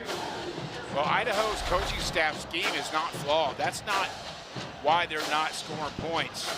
There seems to be breakdowns. Football's a great game. Everybody's got to do their job. All 11 have to do their job or it doesn't work. And just seems to be a guy here and a guy there. And I think going back to this power run is very wise by Coach Ford. This is what got them here, and this is what they need to establish again with 8:50 left in the third quarter. It's already a career day for Williams, who gets the ball back here. Maybe fights forward for a yard. It'll bring up third down. His previous career high in rushing was 96 yards last year against Cal Poly. Already over the 100-yard mark. And we'll see if they go right back to him on a 3rd and 1 coming up here on the Vandal half of the field. Williams going to the sideline, and it looks like Hayden Kinchelow is coming back in. Well, they bring in those 2 big fullbacks they use as well. We saw this formation earlier in the game as they split those guys out at tight end. Well, they're really packing the guys inside, forcing Utah Tech to shift into a new formation. Vandals hand things off. Kinchelow met at the line of scrimmage and just wins the battle. Boy, he was maybe met actually a yard in the backfield, Coach, but hard to stop number 37 if he gets any momentum at all. Well, and he drives a 305-pound defensive lineman back for the first down. That's not a small man in the backfield. Couldn't make the play, came in a little bit high. But the leg drive, the effort, and tenacity gets the first down, gets things accomplished, and moves the chains. That was impressive. So Art Williams back on the field. Vandals have ran it all 3 plays on this drive so far. 7.5 minutes to go. Wood now rolls out to his left. He's looking for a man downfield. Sets up, fires back across the middle. He's got Emerson Cortez Menjivar. A flag down behind the defensive backs. We'll see what the call is here, as Cortez Menjivar maybe a little bit slow to get up, heads to the sideline. We'll see what this call is. This could be very consequential. Here's Mike Besner. Well, I thought it might have been illegal contact downfield, but it looks like it might be some kind of sideline warning maybe. I think they're going to call contact downfield here. Personal foul, illegal blindside block on the defense. 15-yard penalty added to the end of the play. Wow, that is a automatic first down. Big penalty right there. Don't often hear illegal blindside block on the defense. See if we can pick it up, what happened downfield. Hard to see from there. The flag came in right about the time Joshua Wood let go of that football. Meanwhile, it's a pickup regardless of the penalty with Emerson Cortez Menjivar. We had heard that he was maybe a little bit banged up, so good to see number 7 out there contributing after having such a great week. After the penalty, this ball's inside the Utah Tech 35. Joshua Wood steps up in a collapsing pocket, lets go of it, tipped up in the air and incomplete. He was looking for Tony Harsty. Usually Harsty very sure-handed that time. Knows he needs to catch that football, move the chains again, and get them into the red zone. Wood also took a hit here as he was running forward right as he let go of that ball. And this is very fortunate that that was not intercepted by Justin Houston, who was in pursuit. 2nd and 10, ball's on the 34-yard line. And Nate Thomas, our impact player, back out there for the Vandals in the backfield.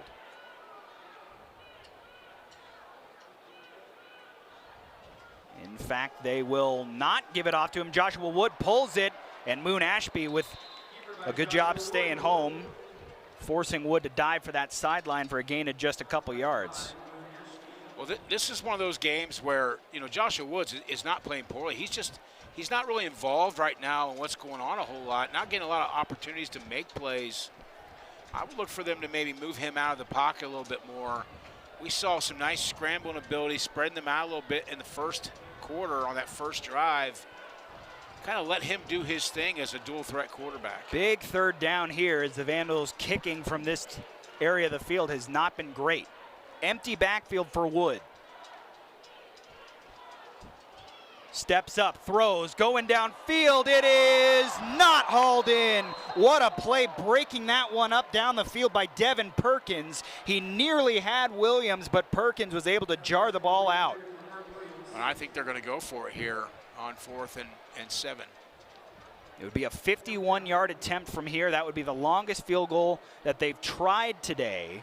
And here comes the kicking unit, looking to see who it is. It is Owen Forsman. Owen Forsman, who was successful after Cameron Pope missed 2 field goals, comes out here. This would be the longest field goal of Forsman's career. He is their kickoff man, so he does have a big leg. Vandals got to get this snap off. It's down to 2 seconds. They do. Successful snap, successful hold. Kick on the way. Had plenty of leg, and that one is good. Wow. Owen Forsman from Rathdrum, Idaho. Kicked that one from Rathdrum, Idaho, and it would have been good. 13-6, corresponding field goals to open the second half.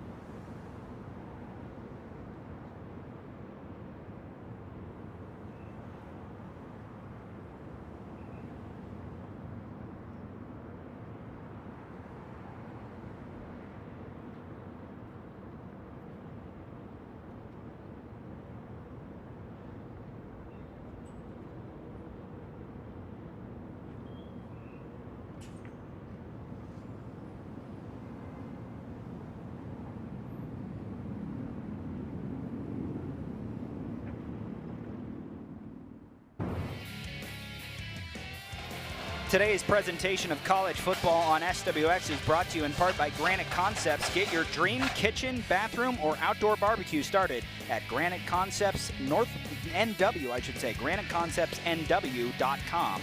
Granite Concepts, beauty set in stone. And by Clearwater River Casino in Lewiston. Play, stay, get away. Coming into this game, Owen Forsman had never officially attempted a field goal in-game for the Idaho Vandals. He's 2 for 2 today, 1 of 24 yards, and then 1 just before the break, officially of 49 yards. And it might have been good from 59. It gives the Idaho Vandals a 13-6 lead with 6 minutes remaining here. So able to get those points back on the board and push it out to a 7-point advantage. Forsman now out to do his typical role, which is the kickoff duty. Sends this one to the end zone stripe, and here comes Bretton Stone with room to run. Bretton Stone out to the 31-yard line, but a late flag coming in. We'll see if this helps or hurts Utah Tech. Well, maybe we just saw why they give Bretton Stone the green light to return whatever he wants. Showing some speed, getting back to that wall there, and then a burst right there. During the return, holding on the return team. Yeah, we get a 10-yard penalty.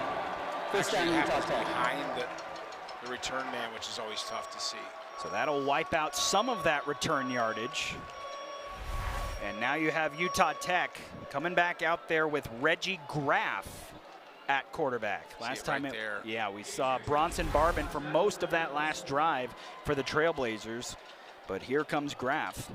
Officially on the day, he's thrown just 2 passes, completed 1 of them. He's ran, though, 3 times for 39 yards. He'll have Chapman with him in the backfield. And he'll pull it on the option look with nowhere to run. Matthias McLean and Dylan Lane get him down behind the line of scrimmage.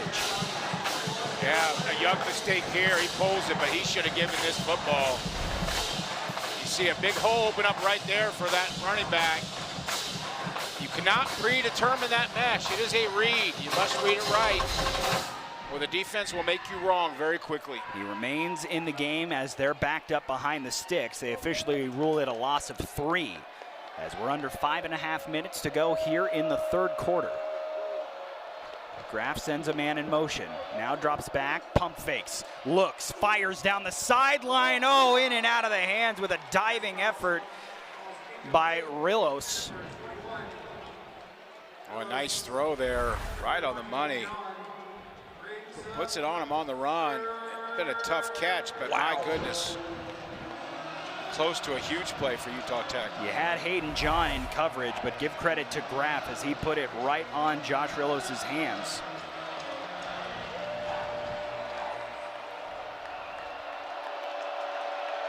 Third down, and now Bronson Barbin comes back in. A 3rd down and long in the shadow of your own end zone. Barbin drops back. Finds his man, and this is hauled in back at around the original line of scrimmage. But if the Vandal defense ever needed to come up with a 3-and-out, coach, they answered the call right there. Yeah, that time only rushing 3 guys and still got a hit on the quarterback. You can get home with 3 guys. You can drop a lot of guys into coverage, and there becomes really no place to throw the football downfield. That'll bring out Ryan Marks, averaging over 41 yards per punt in this game. They're going to want him to flip the field here. Tony Harsty back to return. It's been an adventure for Tony. Muffed 1 kick, took a hit right as he caught another one. This is a low line drive away from the defense, and Tony's going to have a chance to return it. Harsty up over the 50-yard line and down to the 45 of Utah Tech. The Vandals have great field position as they try to seize control of this game. We'll take a break and come back. Just over 4 minutes to go here in the 3rd quarter in Moscow.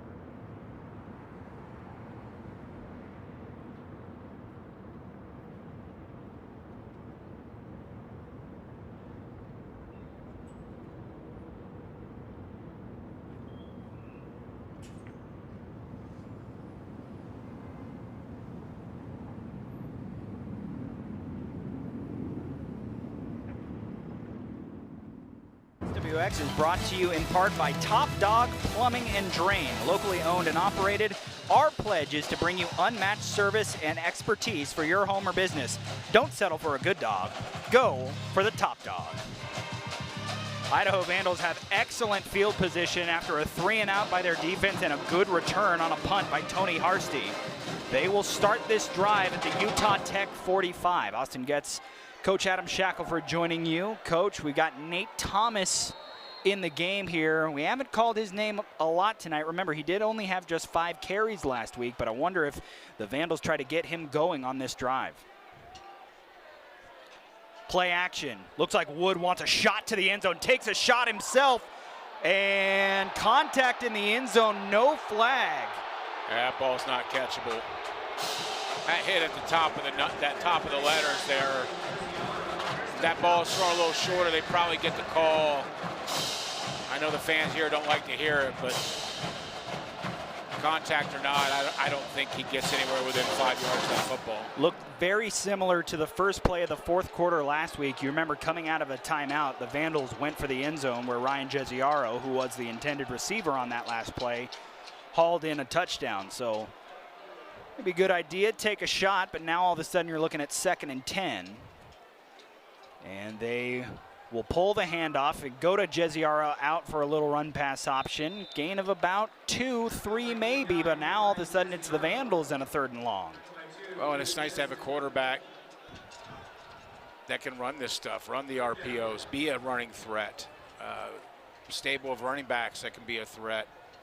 But you can't get in long yards. You can't be in 2nd and 10. You've got to be in 2nd and 6, 2nd and 5. What I call striking distance at all times of moving the chains. 3rd and 8 as we're under 4 minutes to play here in the 3rd quarter.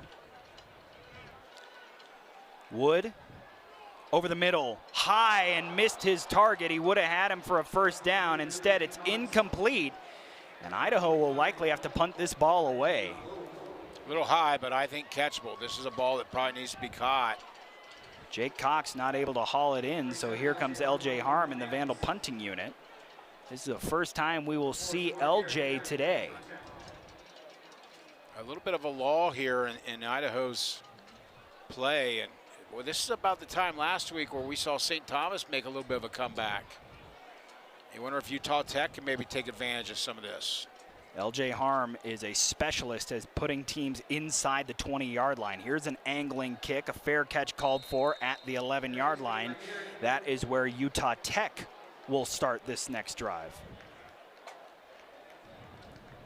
Punting has changed so much over the years. Now these guys are able to pin these guys inside the 10 and force them to fair catch, and they turn the ball over better. They have different styles. The rugby kick is now part of the game, and so many ways to stop that football once it hits this turf. Utilized very well by Idaho. Give you an example of how good LJ Harm has been at that exact role. That was his 8th punt of the season, and 7 of them have been inside the 20. Here's a handoff to Chapman. Met right around the line of scrimmage. Cruz Hepburn having a good day. Gets to him there. Well, it's easy to look at this game and say Utah Tech hasn't done much, but the reality of it is there one play and a PAT tying this football game. Idaho's got to get off the field, get Joshua Woods back on the field, and try to extend this lead. Gain of 1. 2nd down coming up. It is Bronson Barbin in the game.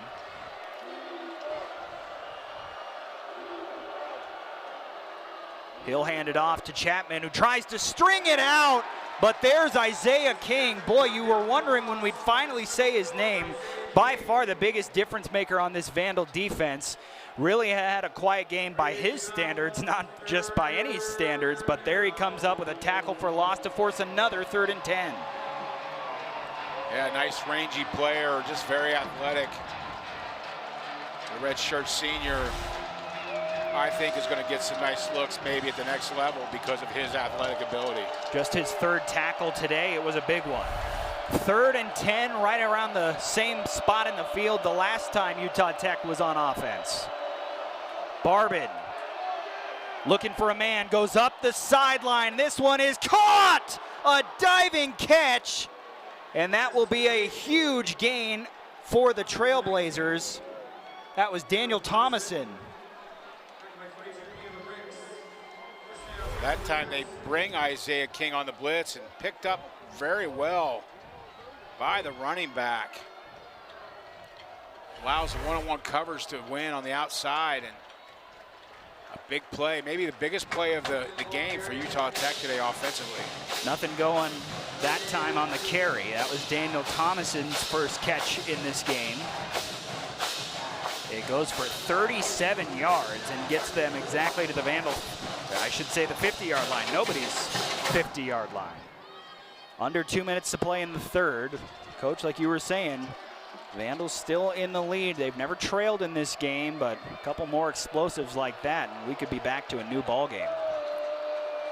Barbin goes back under center. It's Chris Street, the running back, who will get the fake. Barbin steps up. Pressure coming from his blind side. He escapes it. And what a run there by the redshirt freshman. All the way up for a first down. Well, nice decision. I thought maybe he was going to try to throw the post, but it looked like it was covered pretty well as they go into some hurry-up stuff here back under center. Turns. This time does give it to Street. Street forward for a few yards to the Vandal 35. Slowly keeping into the field, creeping in, to field goal range here. With 31 seconds left in the third quarter, field goal here does help you. Obviously, they want to score a touchdown, tie this game up, but getting this score to 13-9 sets them up okay going into the fourth here. Here's Barbin.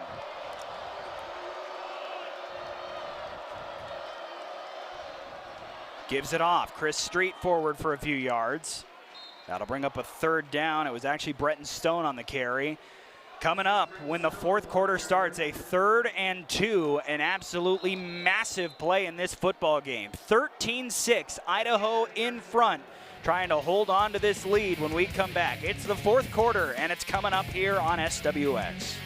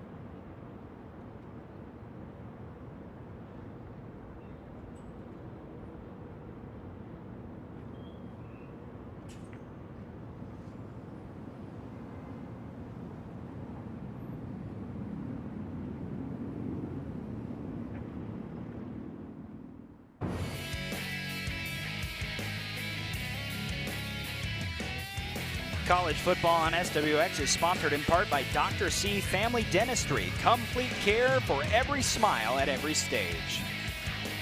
What more could you ask for on a Saturday at the Kibbie Dome? 13-6, the score as we start the fourth quarter. The Idaho Vandals in front of the Utah Tech Trailblazers, facing a 3rd down and 2 to start this fourth quarter. Austin Getz, the coach Adam Shackelford joining you. Coach, feels like there has not been a play bigger than this one so far in the game. No, there hasn't.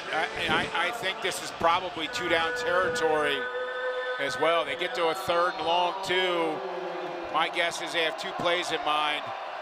One for this and one for maybe a 4th and short if they need it. It's Reggie Graff in at quarterback. He's going to go straight ahead. Hit at the line of scrimmage. He did not get there. A 4th down coming up, and now it's decision time for Utah Tech. Well, you wonder if they're going to go back to that I formation. Try to pound this football on 4th down. They are going to go for it. It's Graff remaining in the game. 4th and 1.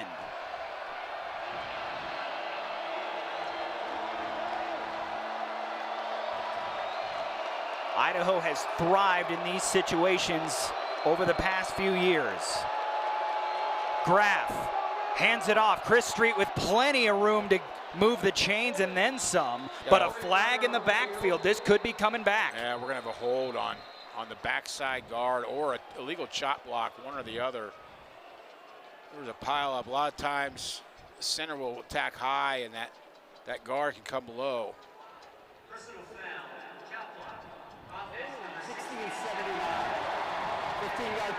And that's big because not instead of a 10-yard holding penalty, Coach, it's 15 yards, which will move them to the edge of field goal range, even for Uvedov, who has been excellent. Yeah, and let me explain that quickly. You can go low on a defensive lineman, but you cannot go low if there's already high contact on that defensive lineman. That's where the chop block comes in. You've got a 1 yard on either side of the ball for those offensive linemen where they can cut block. They can work through the knees and thigh boards, but if someone's high in contact with a defensive lineman at the same time, it's a 15-yard penalty. That's an excellent call by this officiating staff. That's going to push them back to the 44-yard line. So if you did try a field goal from here, it would be 16 yards. 16 yards. I flipped the numbers around. 61 yards. 16 yards ain't that difficult of a field goal. I'm not sure it's completely out of his range. As we're going to get a delay of game. I think they're going to try to move the ball back 5 more yards so they can punt this thing away, knowing how strong the leg of their punter is. Yeah, so they're going to take the delay of game, which Idaho does not have to accept. In fact, they do decline it, so that'll send out Ryan Marks. Or maybe not. Maybe they did walk it off. I thought I saw Court Dennison waving his arms like they wanted to decline it. Instead, Marks will get the extra 5 yards. So he's standing at the 35-yard line. Tony Harsty, who had a great return on the last time. They got awful close to blocking the last one, too. Let's see if they bring pressure again with their front 7. Make sure you avoid a roughing the kicker penalty here if you're Idaho. Snap, real no pressure for the Vandals. Marks puts a high end-over-end kick down to the Vandal 5 where Tony Harsty catches it, and that is where Idaho will start. 13 minutes and 39 seconds to find a winner here in Moscow. Vandals coming up on offense when we return.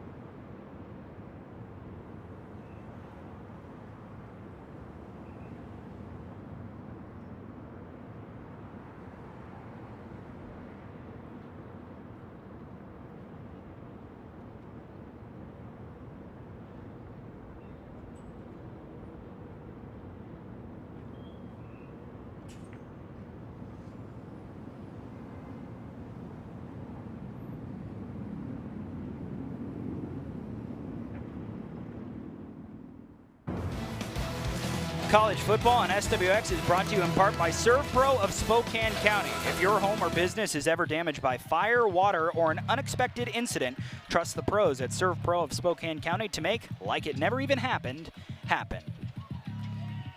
Aided by a Utah Tech penalty, the Idaho Vandals come up with a stop when they needed one, but the Trailblazers punt it down to the Vandal 6-yard line. Austin Getz, Coach Adam Shackelford with you. Coach, long ways to go for the Vandals, but if you go back to some of those drives in the first half that took a lot of time, then eventually ended in points, that's what you got to think the Vandals are hoping to draw up here as they go to Art Williams, who's having a career day, goes forward for positive yardage. Yeah, I think ball came out in the end. I think they're marking him down. I don't know if we get another look at it here, but I think, you know, obviously an important drive as we see the replay here. Yeah, that looks like he's down. A cheek down there. Gain of 7 for Williams, who continues to just be the difference in this game for Idaho so far, along with their defense. Second down for Joshua Wood. Gives it back off to Williams, who has room over the left side of the line. He'll have first down yardage and is pushed out of bounds. Yeah, I think perfect scenario for Idaho, like you said, Austin, is one of those 6-7 minute drives that ends in 7, not 3, but 7. Really put the pressure on Utah Tech to come back at that point down 2 possessions. Their lone touchdown drive, if you remember, took 14 plays, went 70 yards in 7 minutes and 40 seconds. Actually ate up the remainder of the first quarter and bit into some of the second as well.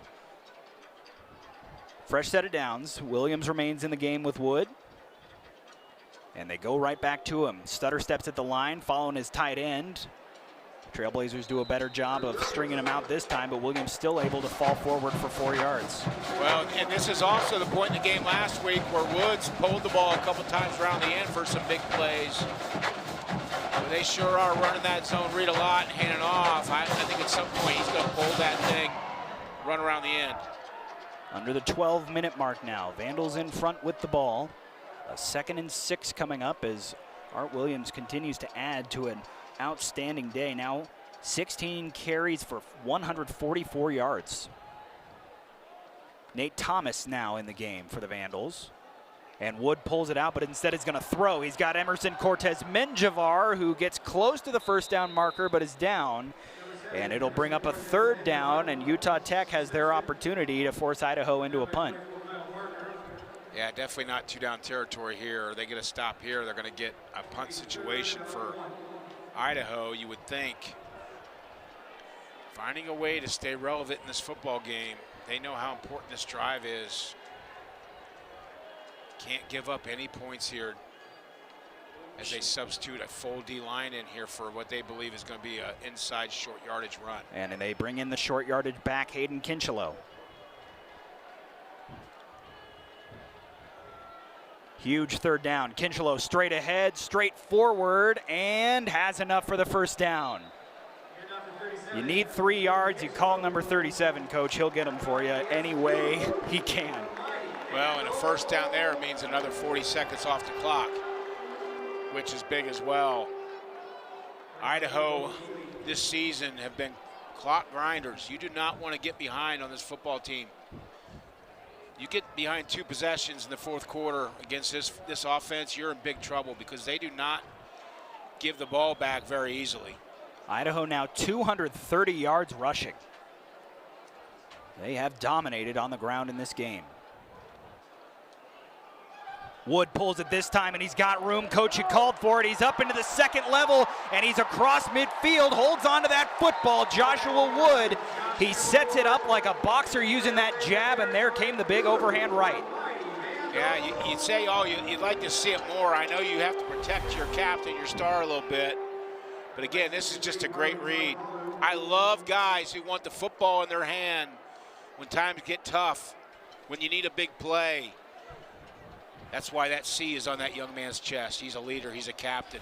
He's very effective at what he does on the football field. Now 9 carries for around 50 yards for Wood.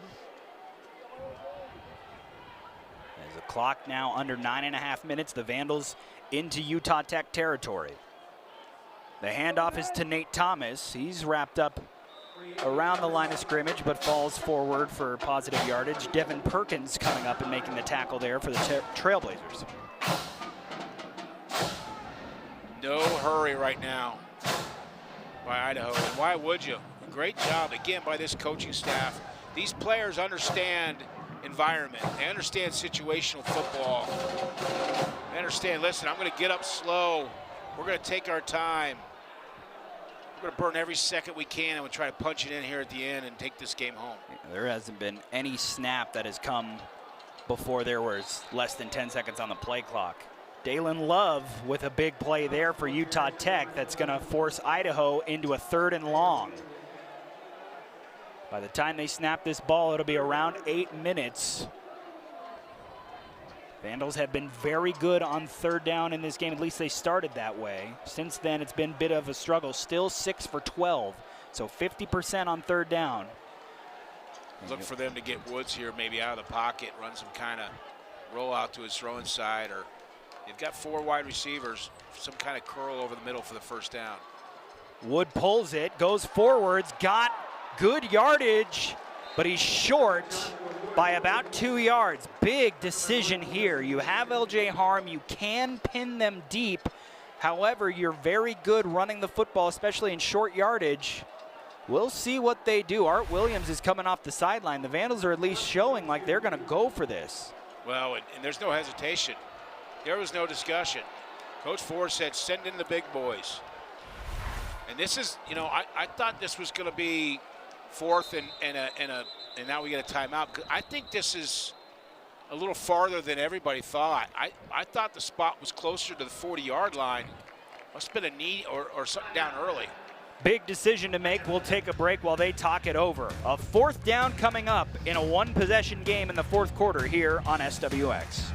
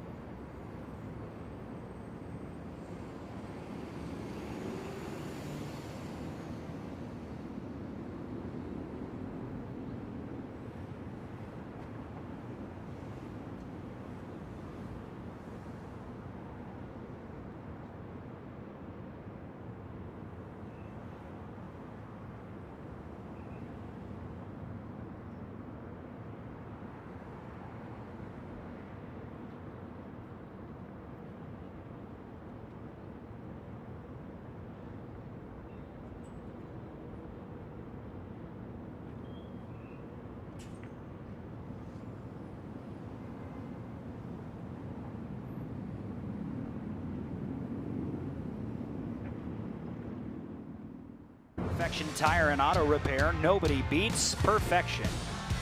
A big decision to make for the Idaho Vandals after Joshua Wood looked like he made it a little bit closer to that 1st down marker. Now it is a full 2.5 yards to go on 4th down, but the Vandals are keeping the offense out there. Coach, what do you think? I think Coach Ford believes in his offense right now. I think after last week, he said, listen, I don't want this to come down to one last possession unless it has to. I'm going to put it in my quarterback's hands, see if they maybe roll him out here to the right and give him maybe some kind of run pass option for himself. Woods got Art Williams in the backfield. Sends a man in motion. Drops back. Looking, firing over the middle. Got his man! First down, it's Ryan Jesiaro. Boy, that is a big-time throw as Jesiaro gets up a little slow here. I think he landed on the ball, maybe had the wind knocked out of him. Let's hope that's all it is. He's quickly sitting back up. Remember, he has the lone touchdown in this game. Came back in the second quarter as he's now talking to the Idaho trainers. But boy, what a bullet that was from Joshua Wood, right on the numbers of Jesiaro, who's able to move the chains and now is getting help to his feet. We hope to see him back in this game shortly. Well, it goes back to the old adage, big-time players make big-time plays in big-time games and situations. We just saw that out of Mr. Woods there with a short post route by Bizarro, just an absolute strike. Again, intangibles. Does your quarterback have the intangibles? And this young man certainly does. So impressed today with his play. That was his 5th catch for 50 yards. So now Idaho in the red zone, trying to find a touchdown that would make it a 2-possession lead. And a handoff to Emerson Cortez Menjivar on the sweep. He'll get a couple yards and go out of bounds. Yeah, he's going to get reminded by his coaches to stay in bounds. 7:01 remaining.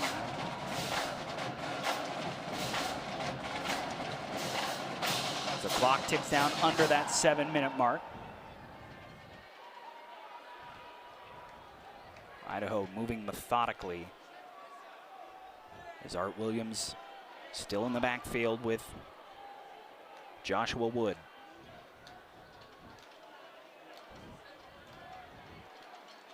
Pulls it, and Wood looking to beat his man around the corner. He turns on the afterburners. Touchdown, Idaho. Deja vu. It was last week where he set it up and then pulled it for a touchdown late in the 4th quarter. He's done the same here. Yeah, just taking advantage of some aggressive play there by the outside linebacker, Will Alava. A great game, all games, been very active. That time a little too active. He's got quarterback responsibility on the zone read, and he peeks his head, takes one too many steps inside on that running back, and Woods pulls it and takes it around the end. And what sets that up? A great day by the stable running backs we've had. Another long clock-eating drive that ends in a touchdown. The Vandals lead by 14. Utah Tech, time winding down. We'll see if they have an answer as Joshua Wood gives his team a 20-6 advantage.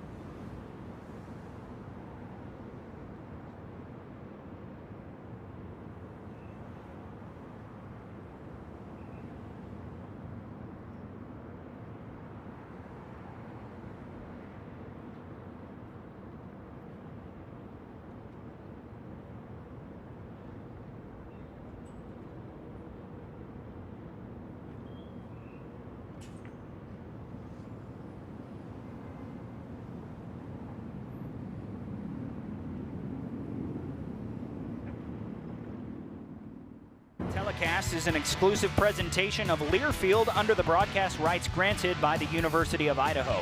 Reuse of this presentation is prohibited without the express written consent of the University of Idaho and Learfield. A 12-play, 94-yard drive capped by that man Joshua Wood running it in for a touchdown has Idaho up 20-6. And coach, while the touchdown is outstanding, what the Vandal coaching staff is almost equally happy with, it took 7 minutes and 12 seconds off the clock. It's exactly what you said when they were back on the 6-yard line. You called it exactly what they needed, finishing with 7. An ideal drive for the Idaho Vandals. Now Utah Tech has to go quick here as they're down 2 scores in the fourth quarter. They'll have a touchback to start a drive here.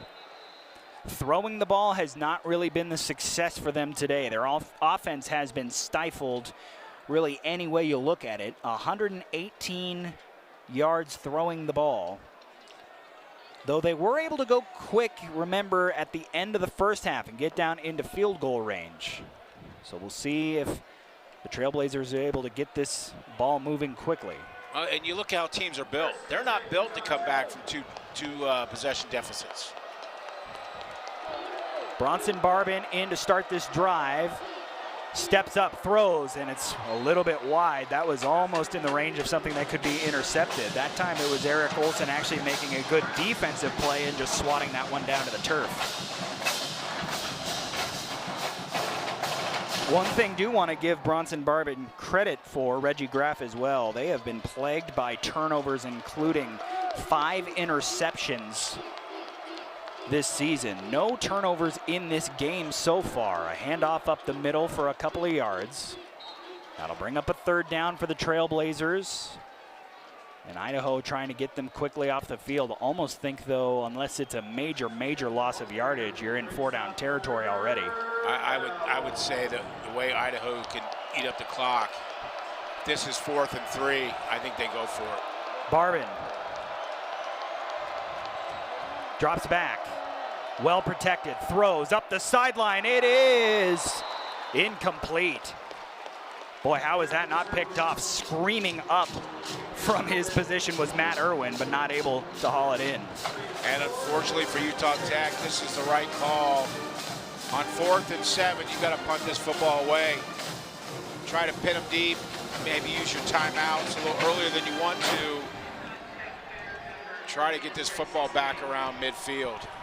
So Ryan Marks called on to punt once again. Idaho has got to be happy with this defense. This is an offense that came in averaging close to 30 points a game, and the Vandals have held them to 2 field goals. Fake punt thrown, and it will be picked up. Ryan Marks flipped it out to the flat, and that's where it was grabbed for a 1st down. Daniel Thomason, wow. Well, they ran a motion in and lined a guy up inside. You see which made a different guy eligible. It's a nice design fake punt. I kind of thought they may try something once I saw that motion. Just a well-designed play.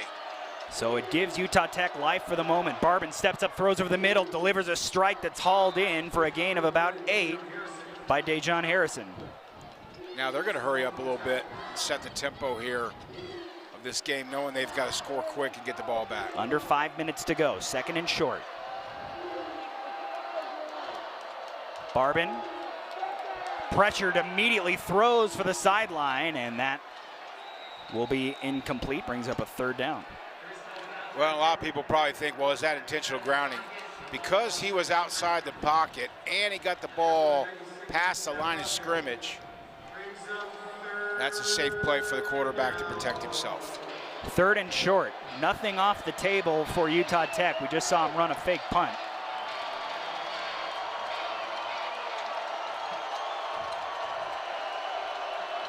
Vandal crowd trying to get behind their defense one more time. Barbin steps up, runs it himself. He's got just enough for a 1st down. Yep, both officials wave the sticks. He took a hard shot too and is slow to get up. He'll actually come to the sideline now as Reggie Graff comes in. Not sure if they were planning on doing that no matter what, or do they just see that number 8's banged up. He's holding his arm like it might be his shoulder. Clock winding down towards 4 minutes. Graff, the lefty, steps up. He's going to try and take off and run. He's got about a yard or so before he's dropped. Sam Brown, Central Valley Bear, the one to him to get him on the turf. 4 minutes to go.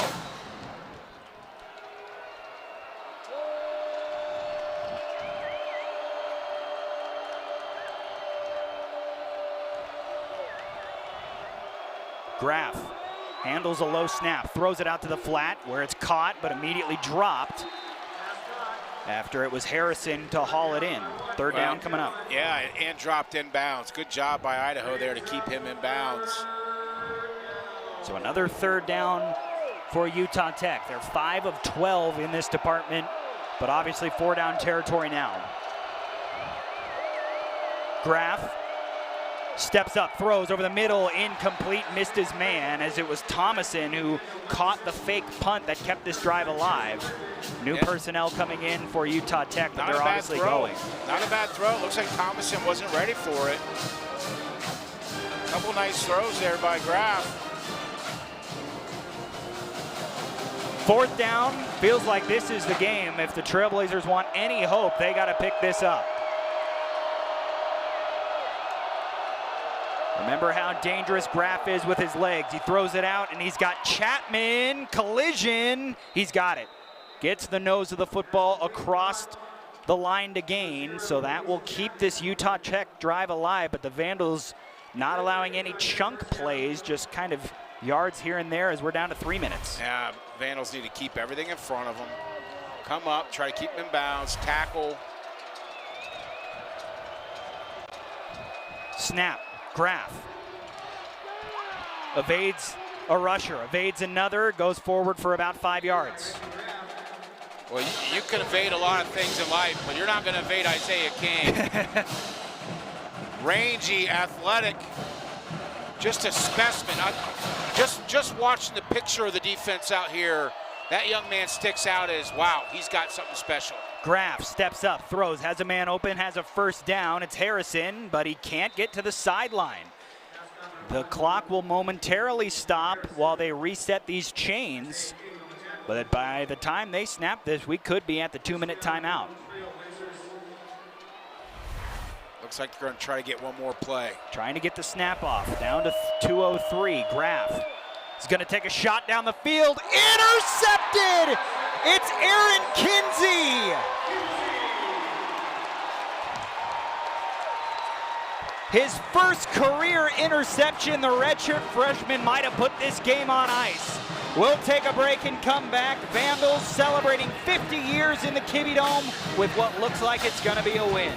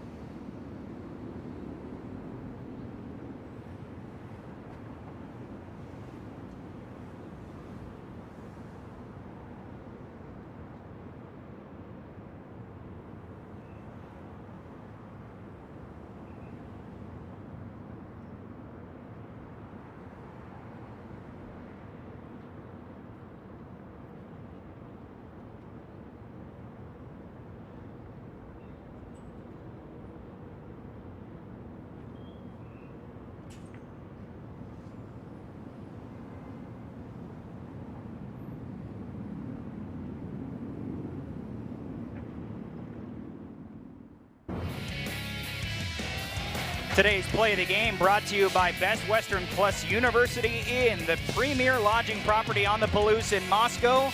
And you saw it just a moment ago. Aaron Kinsey flying out of frame to come in and get his first career interception, Coach. Yeah, I love to see it. Everybody up in Spokane, remember Aaron Kinsey as a quarterback from Rogers High School.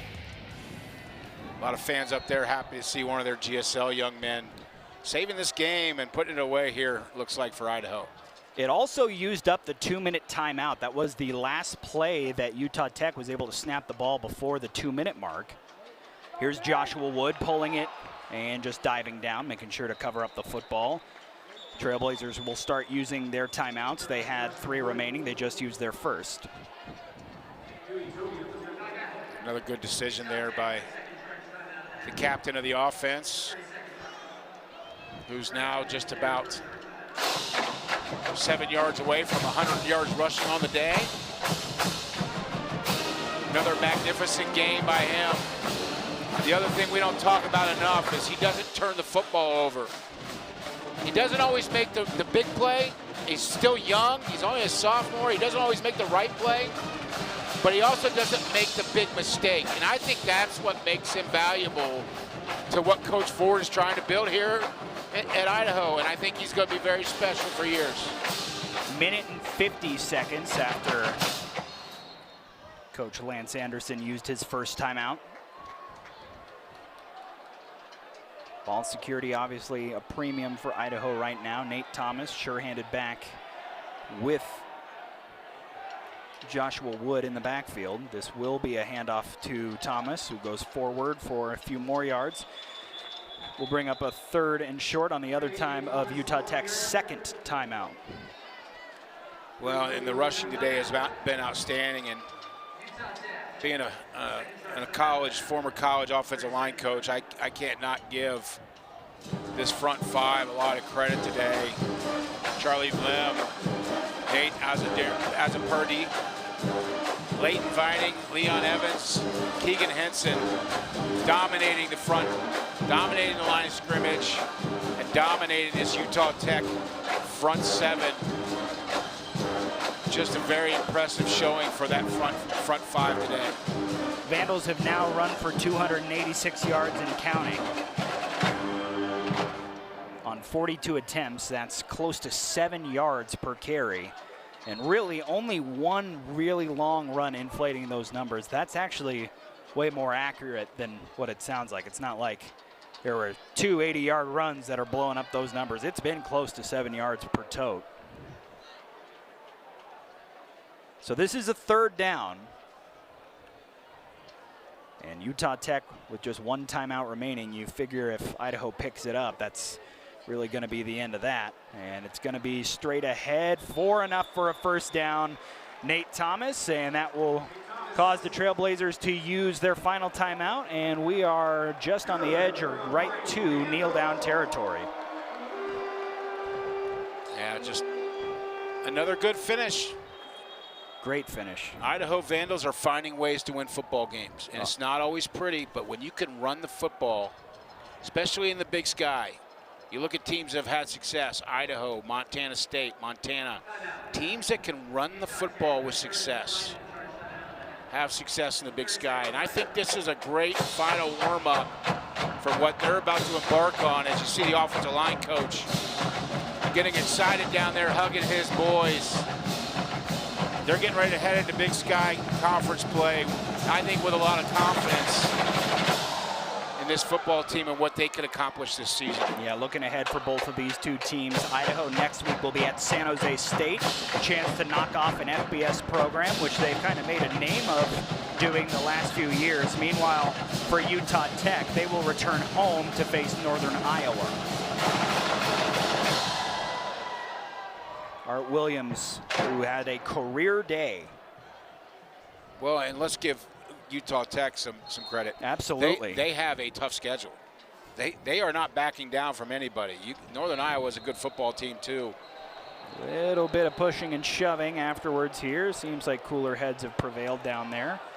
As the clock will run, the Vandals will need to snap this a few more times, but Just a really impressive performance. And Coach, something I'm noticing for the last, especially a game against Washington State, and then also through these last 2 weeks against St. Thomas and now Utah Tech, the Vandals are a very good second half team. Now you never want to get off to a slow start, but the Vandals seem to really do their damage in the second half of games. Well, and let's give credit again to this coaching staff. That means adjustments are being made. That means they're saying the right things at halftime. They're looking at what Utah Tech and their opponents are trying to do to them, and they're making changes. That's a credit to the coaching staff and the effort of these young men in yellow jerseys today. We're under 40 seconds. The Vandals will need to snap it one more time, and this game will be in the books. Idaho improving to 2-1 on the season, 2-0 against fellow FCS opponents. Utah Tech will meanwhile go 0-3, but their record does not reflect how hard they have played their trio of Big Sky opponents to start this season. And remember, this will be a conference game starting next season. Vandals back on offense, and back with a knee on the ground is Joshua Wood, and that will do it. This one ends a 20-6 win for Idaho, who have won their last 8 games here at the Kibbie Dome as they celebrate 50 years in this building with another win. Let's name our player of the game, brought to you by Findlay Downtown Toyota on 3rd Street. If you're looking to score the best deals on your favorite Toyotas, come to Findlay. And Coach, a lot of candidates for Idaho, but Art Williams just dominated on the field today. Yeah, you know, it's not always flashy when he gets the football, but it sure is fun to watch. Kind of what we call in football maybe a little bit of a throwback player. Gets the tough yards, gets the big yard, and here's that big 70-yard explosion. Not quite able to finish, but boy, I love the effort, and I love the style of his play and everything he brings to this offense. 16 carries for 144 yards. Didn't find the end zone, but found a lot of room to run. Remember to tune in to SWX next Saturday for more college football as the Eastern Washington Eagles welcome the Leathernecks of Western Illinois to the red turf of Roos Field. Kickoff set for 4 o'clock. Eagles and the Leathernecks live next Saturday only on SWX, your home for local sports. And wanted to let you know that the proceeding has been a Learfield presentation of the Vandal Sports Network. That's going to do it for us here at the Kibbie Dome. For my broadcast partner, Adam Shackelford, for our entire SWX broadcast team, I'm Austin Getz saying, hey, let's do 50 more years in this building, and thanks for watching us here on SWX. A 20-6 victory for the Idaho Vandals, who improved to 2-1.